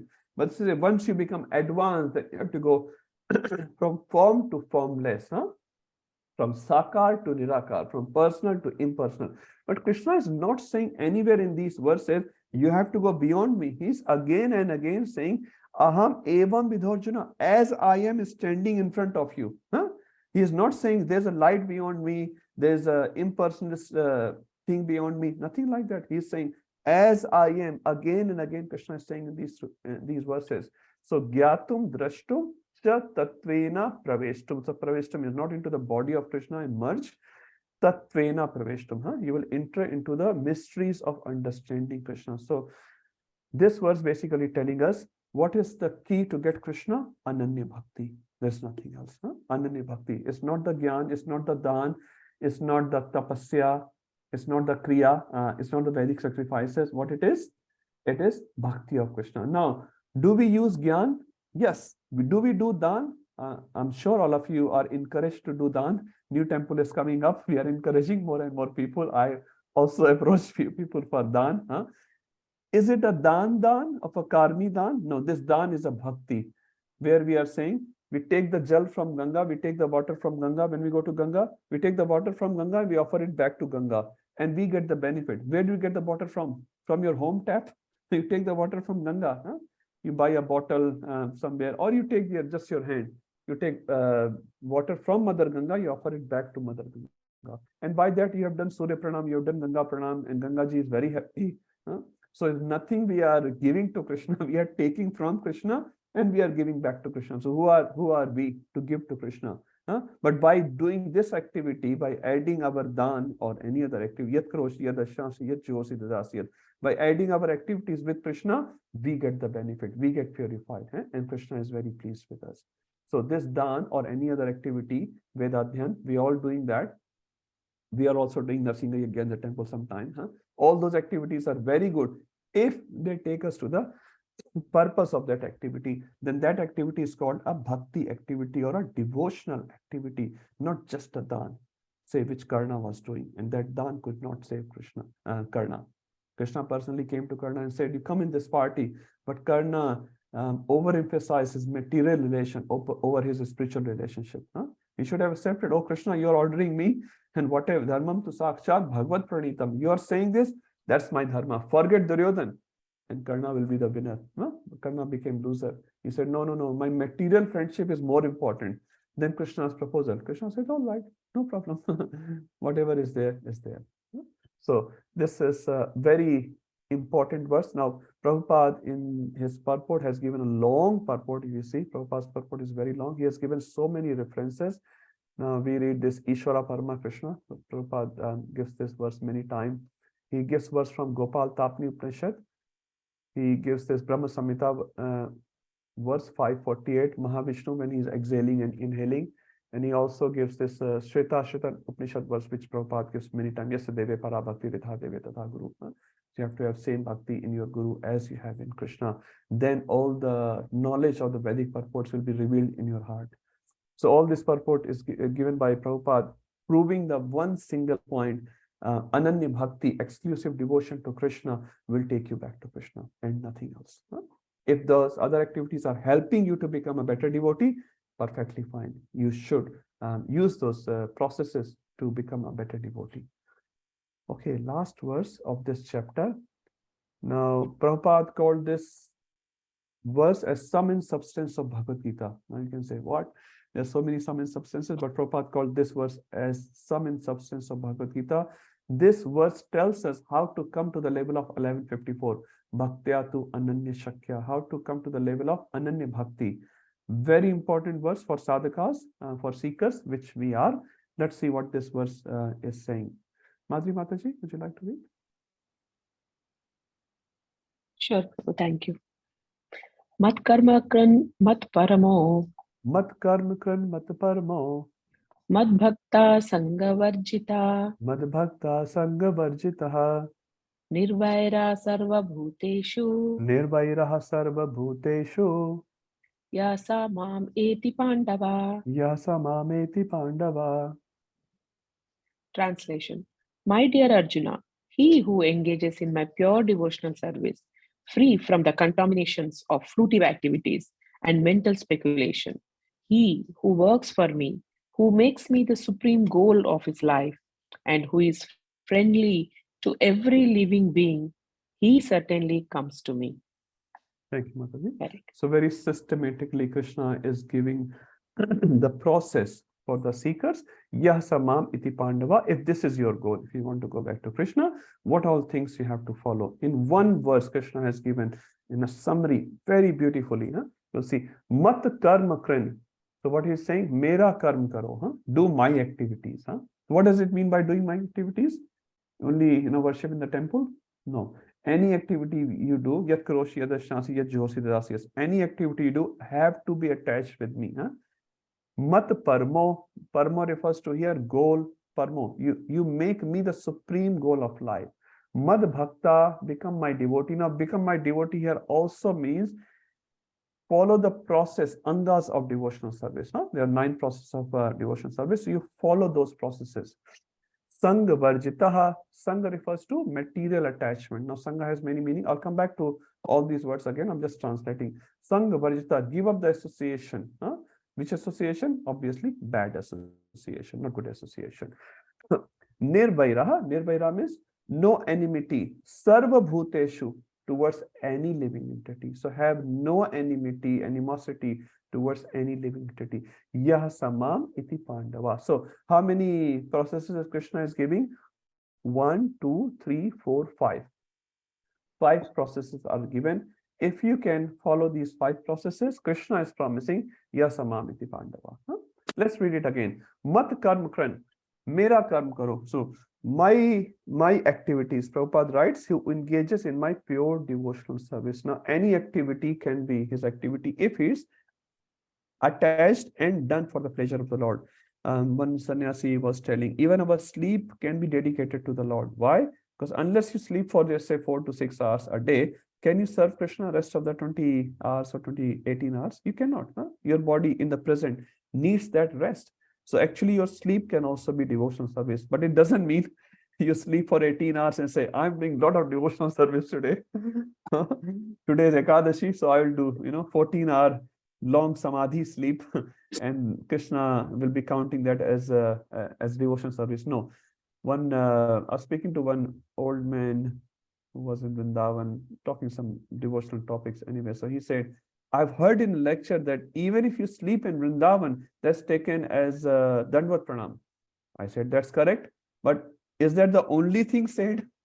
So I was sort of encouraging him to go to temple. And he said, no, even if you just say, sleep here, it's fine. Yeah, so sleeping here, it's fine. And no doubt about it. And we respect that statement, but it doesn't mean you go to Vrindavan and just sleep. What it means to say is very encouraging statement by Krishna. Even if you sleep in Dham, you cannot do anything if you sleep. I will take it as Dandvat Pranam. Puri also, the same statement is made by Lakshmi Devi in Skanda Puran to Yamaraj, that even if someone lies down on his back, on his tummy, and lies there, so Lakshmi Devi says, I consider that as a Dandvat Pranam to my Lord. So Lakshmi Devi personally takes care of that jiva. But it doesn't mean that's the only thing said in the Shastra. Otherwise, what is the need of writing all the Bhagavatam and nectar of devotion, nectar of instruction? They should have just said, everyone just sleep. One who sleeps, so bear sleeps the most, so he will be reaching to Goloka Vrindavan the fastest, isn't it? 6 months complete sleep. He put the cock and then he sleeps. So we also sleep. No, so sleeping only is not the only business. Sleeping is, if you cannot do anything, Krishna is very kind. Putana went back to Godhead. Someone was sort of arguing, if Putana can offer, poison to Krishna, and I'm offering fruit to Krishna, why I will not go back to Godhead? So do you think you can go back to Godhead by demanding to Krishna that she was offering poison? I'm offering an apple to you. You must take me in. Now Krishna is Swarata. Is completely independent. You cannot demand Krishna. You cannot force Krishna. You must take me in because I'm qualified. I offered better than Putana. The point is Krishna and Krishna's holy name, devotional service is so powerful that it can purify anyone. and every activity if you have little sincerity. But that's not the ultimate instruction of Shastra. So, mat karm kran, so we should do Krishna conscious activity or attach all the activities for the pleasure of the Lord. Whatever so-called material activity we are doing, that become spiritualized. Mat parmo, we make Krishna as our ultimate goal. What does it mean? We all have our medium-term goals. I'm sure some of you would be thinking, when Hemanga Chaitanya will stop, I have to cook for my kids, I have to clean my house, I have to go here, I have to go there, attend this activity, that activity. There are all the goals are there and all goals are valid. But there is an ultimate goal and there is an immediate goal and there is a medium-term goal. So immediate goal, okay, your kid is hungry, you have to serve him prasadam. That's fine. It's an immediate goal. Is that the whole ultimate goal of the life, to serve prasadam to our family member? Not really.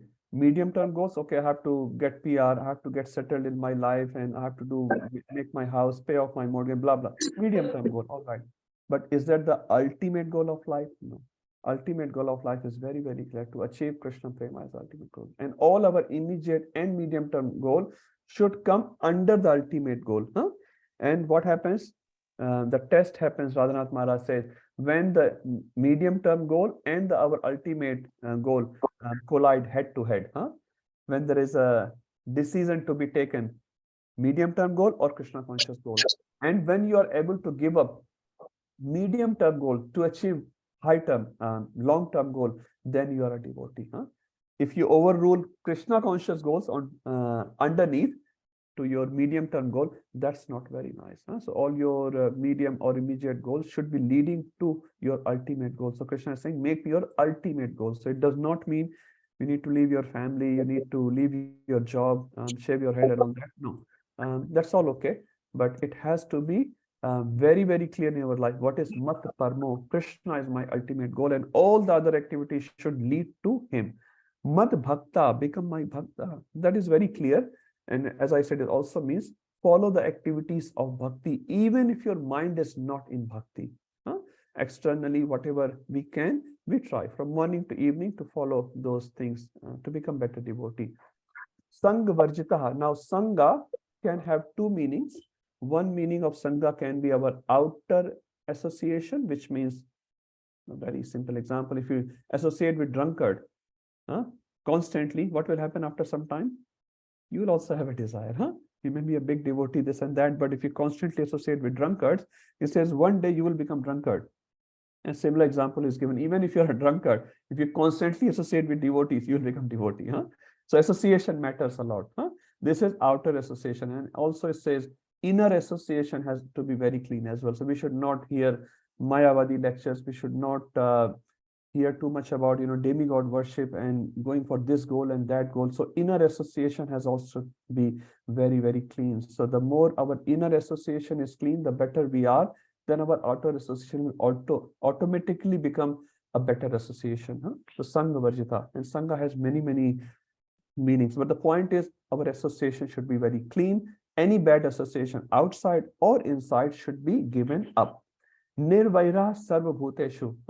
For all the jivas, we should have respect, no animosity at all. Now, one example given in Ramayana, very nice. After the death of Ravan, Lord Ram asked Vibhishan to go and do the final rites of Ravan, and Vibhishan refused. He said, "Oh my Lord, what are you saying? This Ravan was such a bad person. He stole Janni Sita. He had raped many women. He has done so many activities to rishis. He was such a dirty person. I'm not going to do his final rites." Lord Ram was not very happy to Vibhishan, and he said, "Vibhishan, the soul is very pure. When the soul comes in contact with three gunas, then the soul, the contaminated consciousness, does all these wrong activities. But once the body is gone, you should not think any bad about that thing." And he says, soul is always pure. Lord Ram, although killed Ravan, he had not even 1% animosity towards Ravan. He was not angry or upset. He gave many chances to Ravan, but Ravan was very adamant. Finally, Lord Ram had to finish his body, but he had no animosity towards Ravan. Even in the last day, last day, he gave opportunity to Ravan. He said, killing a tired enemy doesn't suit me. You go home, take some rest, come back, I'll finish you tomorrow. Lord Ram openly said, Go home, take rest. I'll finish you off tomorrow. In a hope that Ravan might change. Ravan might change. But now Ravan never changed. But after he died, Lord Ram had no animosity. So we may also have our grudges, our resentments towards other people or other situations, some nationalities, some communities. But internally, we understand they are all contaminated consciousnesses. We should not have any grudge towards any living entity in any stage of our life. And if we are able to do that, Krishna said, Yasamam iti Pandava. So these 5 steps Prabhupada said, these are the sum and substance of Bhagavad Gita. This is how we can come to the level of Ananya Bhaktya and go back to Krishna. Yes, Sakhi Radhika Mataji.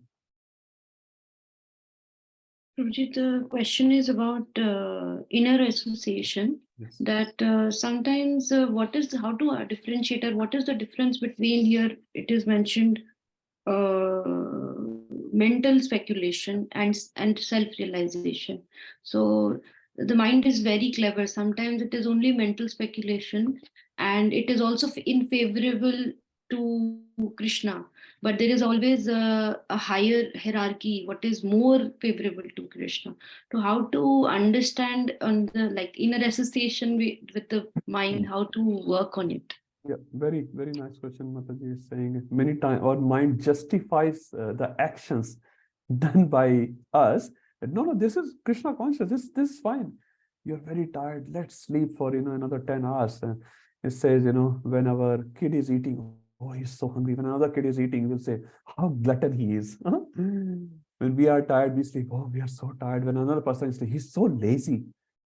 So we always justify our action, but we always sort of judge other people's action.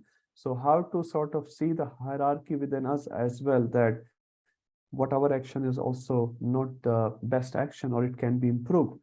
So one line answer is surrender to your Guru.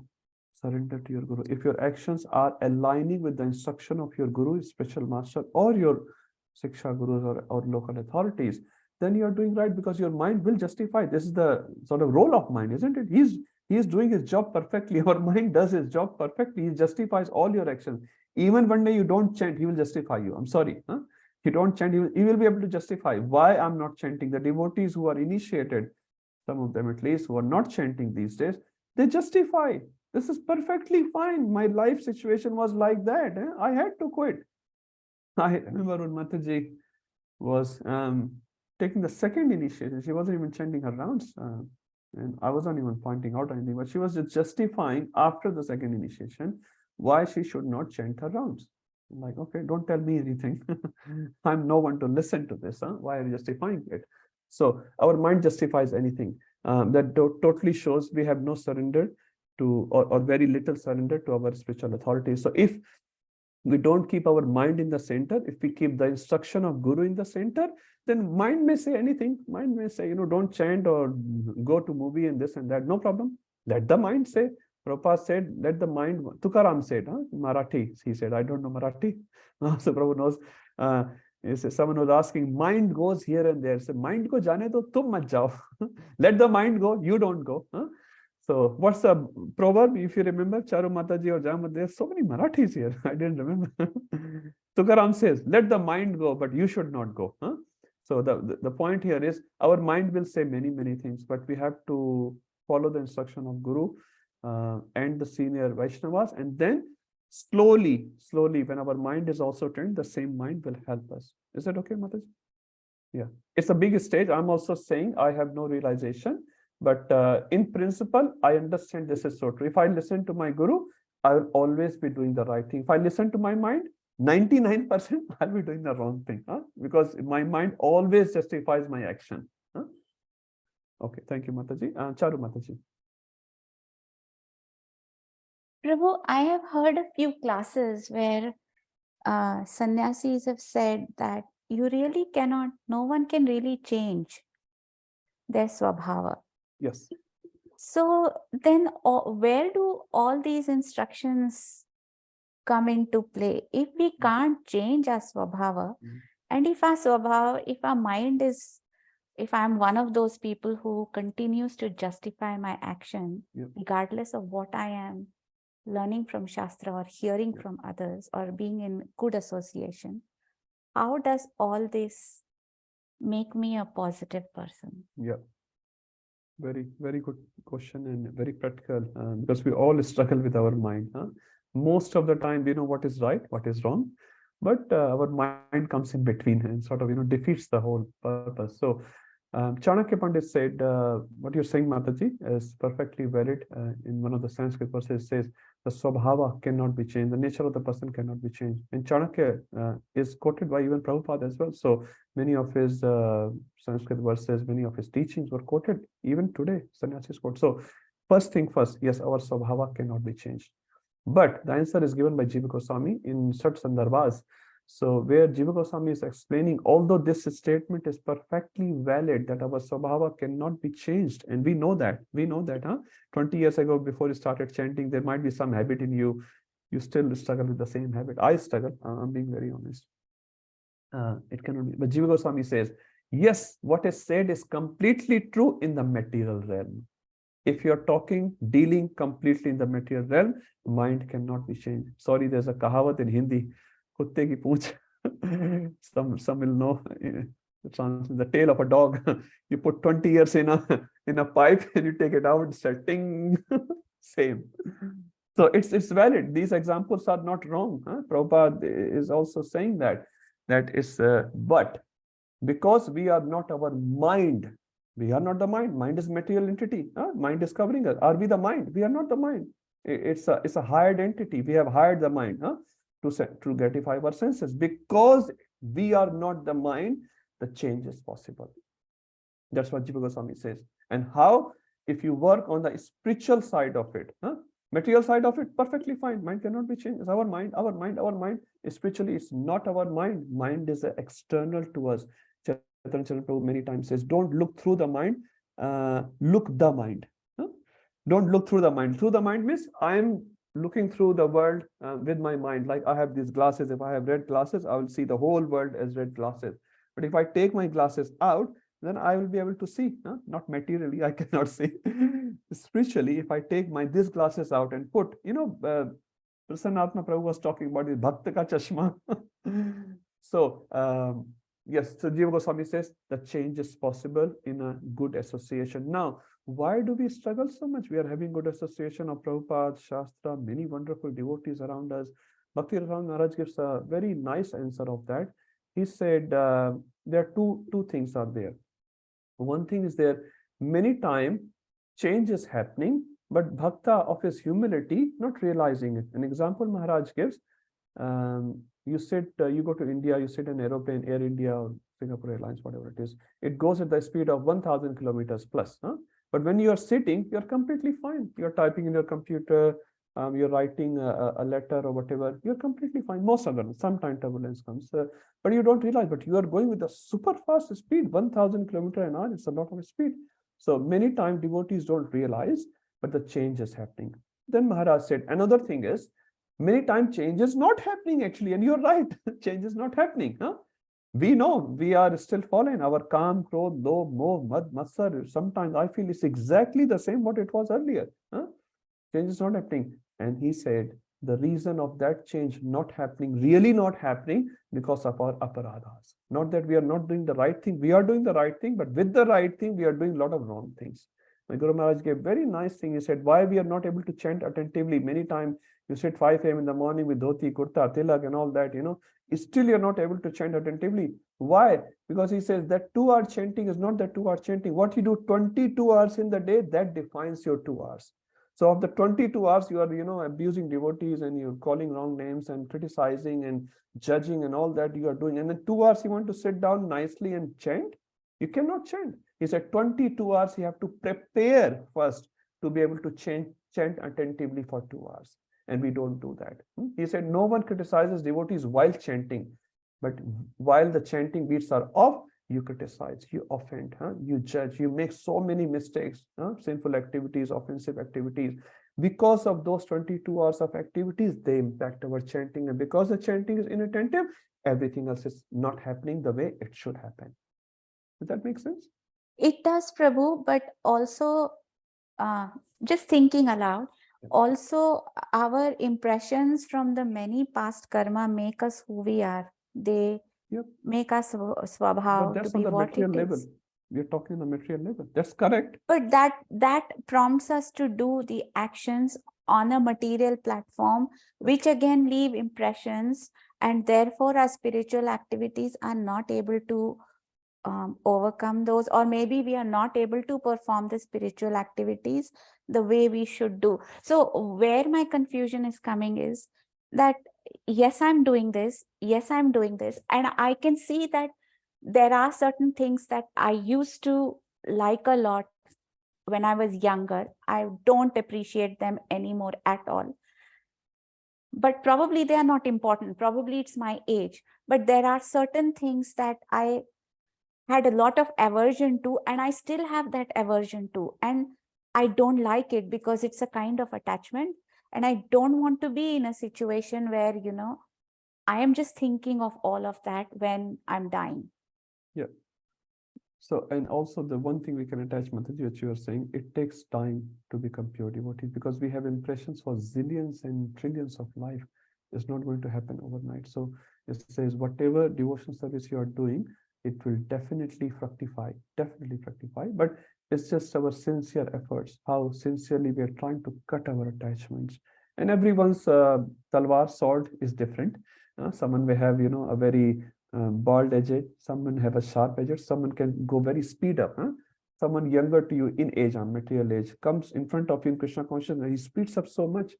Keshav Maharaj sort of listening, and he's so young, 40, 41, something like that, and he's sannyasi. It's so powerful. He's not just a designated, so powerful sannyasi. You hear him and you feel like it. So nice. So, but again, you can see from back life, maybe he has done in tapasya for hundreds of life. Now, what we are seeing in this life is just a reflection of that. We don't know so much. But the point is, devotional service will definitely, we should never get discouraged. I think Chaitanya Prabhu said one very nice thing. He said, I'm paraphrasing it, I can't remember the exact word. He said, the worst thing a devotee can imagine, that my devotional practices are not strong enough to purify me. They are strong enough. Now, they will take time because of, as you said, conditioning, impressions, attachments, aversions. We have so much baggage in our head, so much baggage. And we are carrying that material baggage in our Krishna conscious life. It will take time. It will take time. But it will definitely happen. We should never have any doubt in the power of this process. Never have any doubt. Have doubt in yourself, that's fine.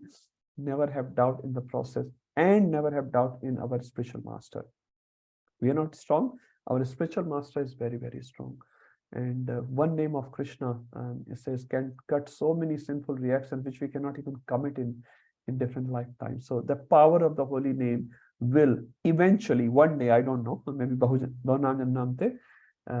after many, many lives, but it will act. It is going to happen. It's definitely going to happen. And to me, that's my only hope.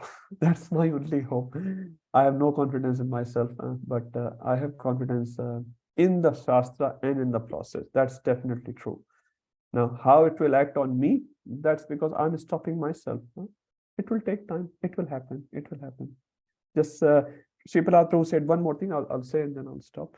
Sripala Prabhu said, don't think too much about the negativities in ourselves or in others, and in the process, think the positivities. So when you think consciously, you focus on the positive side of it, don't think how far we have to go, think how far we have come. Think how far we have come. So if the journey is 10,000 kilometers, you will say, okay, I've only done 100 kilometers. We have done 100 kilometers. That's a big step. Every journey of 10,000 steps starts with one step. So we have taken that step. We are there. When we will finish, our Guru will decide that. Yeah, but somehow I just feel that that's not a true picture of introspection. Yes, you have to be positive as well. It can't be always half full glass. But again, you also have to be realistic. Yes, this is what I've done and this is what I have not achieved. Otherwise, it is not introspection. You're right. You're right. And as I said, sometimes the reality, because our 22 hours is going somewhere else. So that means a change is needed. And we are the best judges of ourselves. What change is needed in which person, what time, we can define and slowly move towards those changes which are needed. And however our strength is, however our facilities, however our environment allows us to make those changes, we should do. And eventually Krishna says, pray. I cannot make a change in my life, Krishna. I'm too weak. Please help me. I'm so stupid. Or you have given all the facilities, or I don't have facility to change something which I desperately want to. Pray, pray, pray. Pray for ourselves. There's no problem. Sometimes devotees don't pray. No, we should pray. We should pray. Even if you need something materially, it's not absolutely wrong. It's not, it should not be the ultimate. It's not wrong. Your health is not correct, right? You can pray, Krishna, if you prefer, give me a better health. So I want to do so much devotion. I want to serve Vaishnava. I want to serve Prabhupada. It's not wrong. You can pray for yourself. You can pray for your family, your friends, even material needs. Uttam Shloka, Bhakti Rasayan Maharaj said, you can pray to Giriraj for even material needs. And he said, the example, he said, if a husband, wife doesn't have a sort of children, they can pray to Giriraj. They can pray to Giriraj. Give me a Krishna conscious kid. Huh? They can pray. Giriraj is there to look after these sort of needs. So pray, pray, pray. Eventually our prayers will touch Krishna's heart one day. If not, our Guru's prayer will touch. Ye pagal ko kuch buddhi do. My disciple is so stupid. Give him some intelligence, and our Guru's prayer will be heard. We are in good hands, at least. We are in good hands. Okay. Thank you, Prabhu. Okay, thank you, Mata. Madhuri Mataji. Hare Krishna Prabhu. While we are talking about mental speculation and Charu Mataji's question, I just thought I will add one quick comment. Canberra Gokuleshwar Prabhu has given Bhagavatam class, and one devotee has attended that and then shared with me. So I would like to share it with here. Yes. So there was one devotee who was constantly asking so many cross questions to Prabhu, and he's saying like, no, my mind never allows me to do devotional service. My brain never allows me to do devotional service. What should I do? I don't have any solution for this problem, etc. Then Gokuleshwar Prabhu simply, slowly he answered, I have a very easy solution for you. Then everybody was thinking, okay, what is that easy solution? Then he simply said, wait for next birth then. If not next birth, wait for another next birth. So if your mind, you are listening to your mind and brain, then only solution is you have to wait for the next birth. So that was like, that is one thing which I thought. And another one, Charu Mataji was telling, right? This is just my opinion. See, from past thousands of births we are here. That means like maybe Krishna has provided a favorable conditions for doing bhakti based on our past karma. But again, Gokuleshwar Prabhu recently he told three things, right? Take the opportunity. One is take opportunity is you are born in human form. Second opportunity that you have to take is like you are born in a Vaishnava family. And third opportunity is you associate with Vaishnavas. So if you have got all the three opportunities, but if you are not taking the opportunity, intelligent person will use that opportunity and go forward. But if you ignore those, then again, you will go into other circle. So these are the three things. So Krishna provides the favorable conditions, but when you are with Vaishnavas, automatically our bhakti will increase. We don't need to put any additional thing, I think. So past 10 years, I met Hemanga Prabhu and all of you. And again, I'm thinking positively that I might have put few steps forward. So it is just because of association. So I just thought I will share it with you.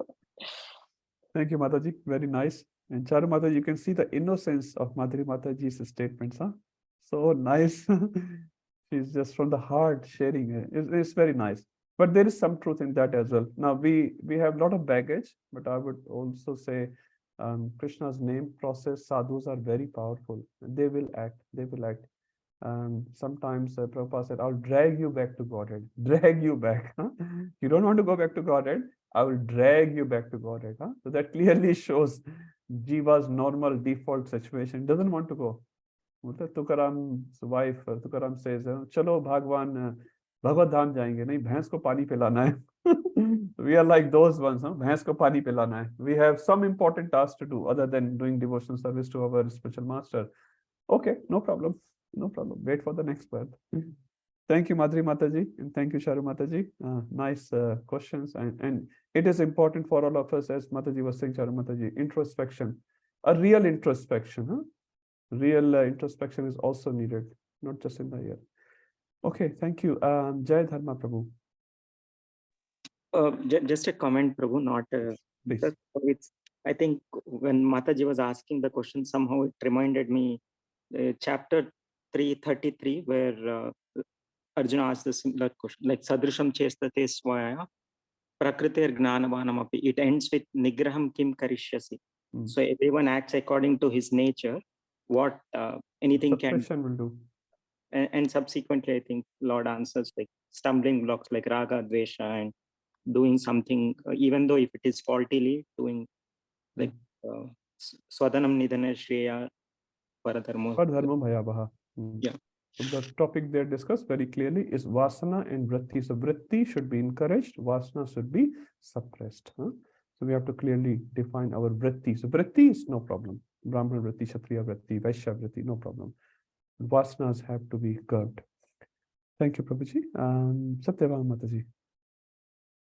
Hare Krishna, Prabhuji. Hare Krishna. Prabhuji, I just wanted to, based on Charu Mataji's question as well, we all have similar kind of situation. So I just wanted to make some comment on that as well. Sure. So as Mataji was correctly saying that we all have Swabhava, and that Swabhava doesn't change. And that definitely comes and hinders our bhakti as well. But as a bhakta, we should not worry too much about it, because we say that, so our Swabhavas are based on what thoughts, what beliefs, and what actions we have performed in our previous lives. So based on that, we have our Swabhava. But in this life, if we make a Swabhava of continuously doing Krishna Bhakti and continuously meditating on Krishna, then that Swabhava will be more stronger.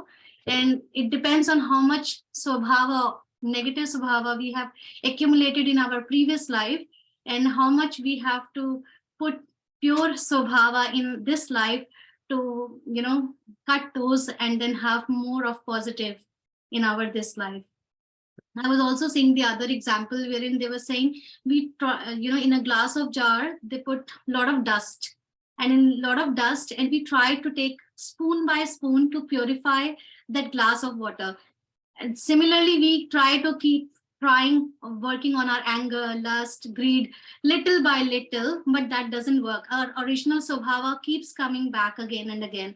But if we try to put pure glass of water on top of that and keep pouring that, then automatically the purity will happen. So that purity of glass of water is like the constant smaranam, kirtanam, and association of devotees, and it would purify us eventually, and we shouldn't think about all of that. So that's what I thought Prabhu I'd share.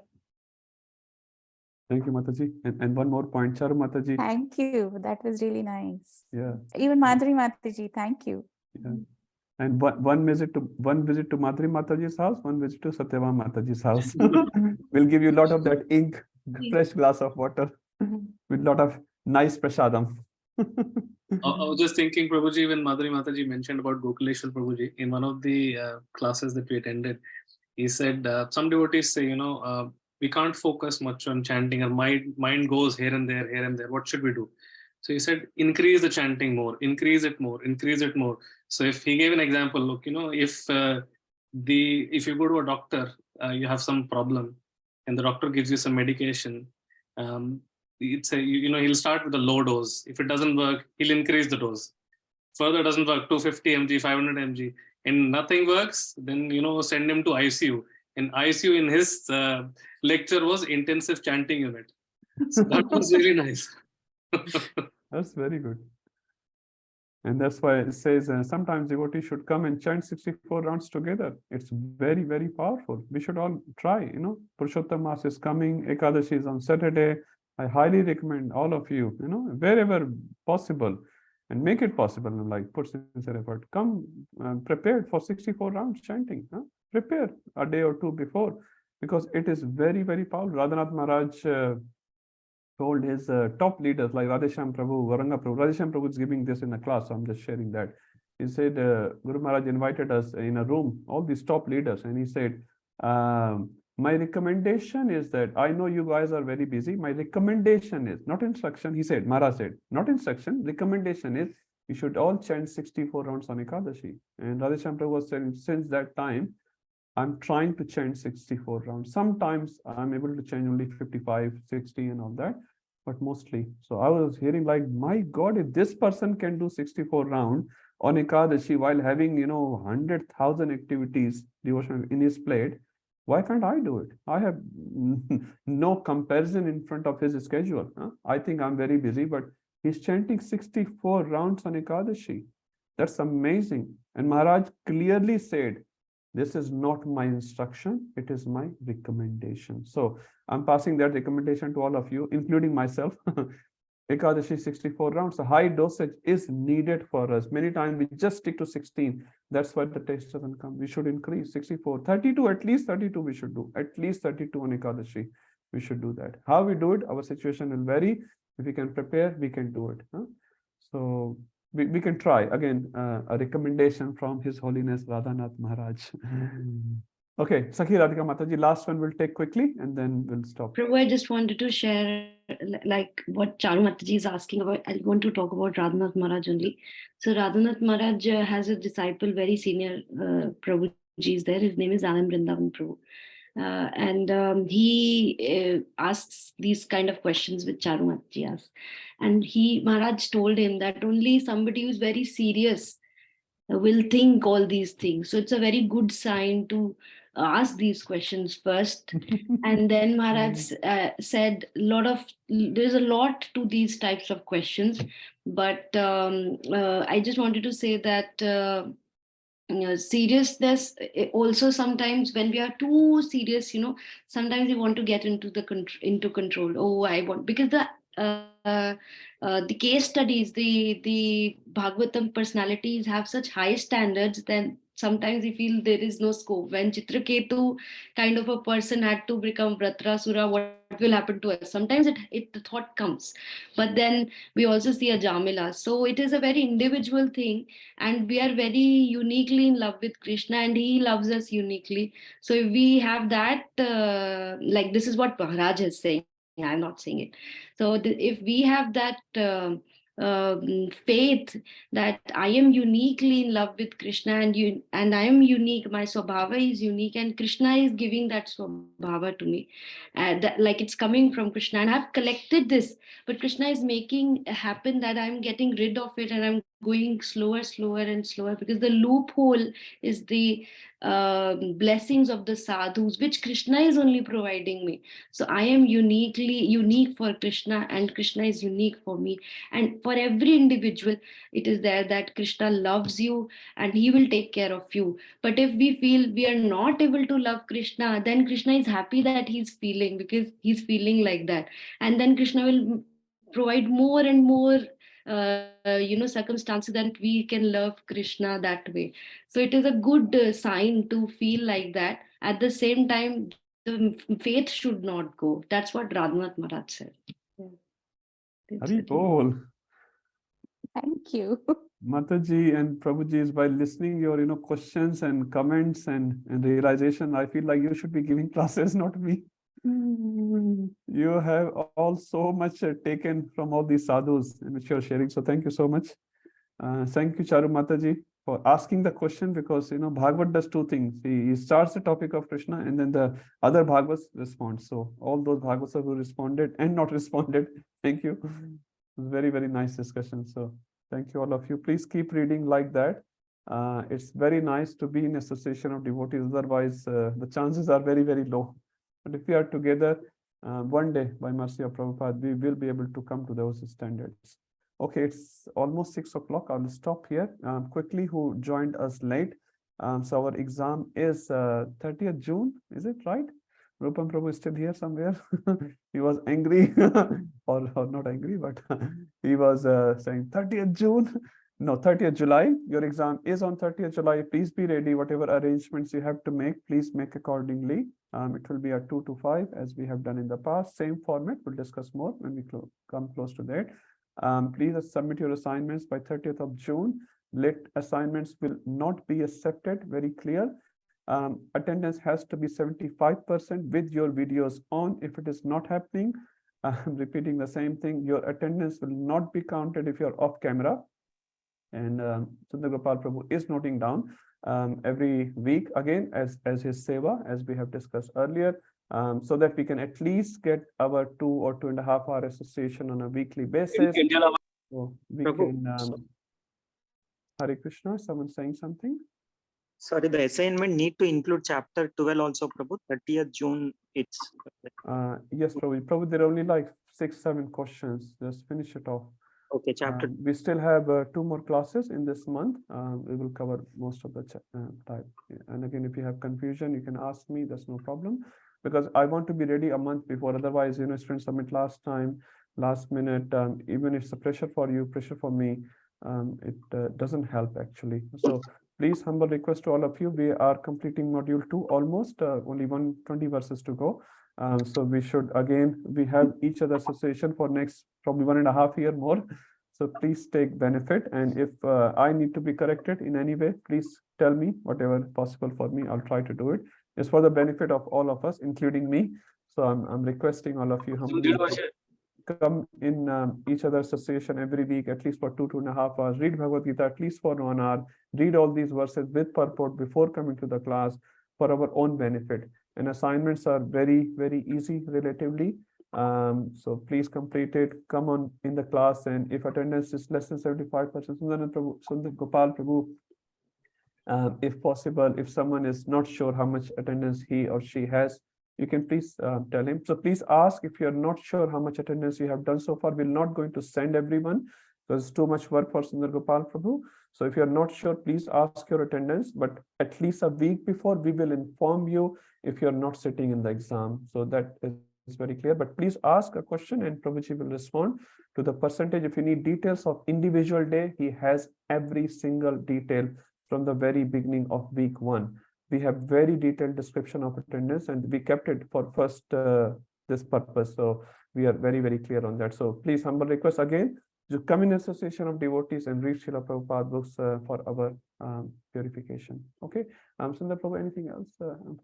Prabhu, just on attendance, if we have not been able to attend but heard your class afterwards and informed Prabhu, it's only to be taken rarely, Mataji. It's not yeah, to be or taken, on the occasions where there were yeah. genuine reasons for not being able to attend. So and what if we are heard doing, the class. Yes, what we are doing, Mataji, we are recording those instances as well.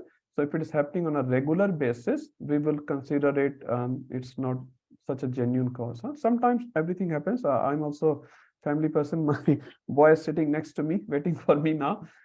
So all those things, if you have to go to look after your children, you have to go to washroom within the class, absolutely fine. We are not sort of pointing out on those detailed corner.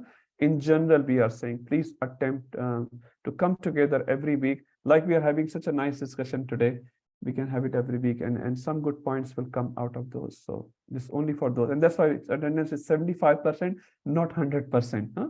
70, because we understand everyone will have some days where they are not able to attend because of so many reasons. So 75%, I think, is a pretty reasonable mark which has been given by MIHE. Huh?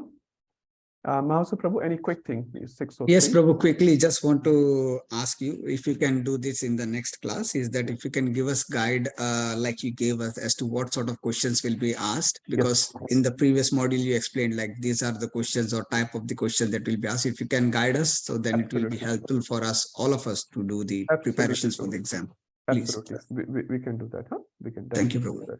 And if I forget, please remind me, you or Sundar Prabhuji, and we can definitely discuss. And we'll discuss more about the exam before the exam, definitely.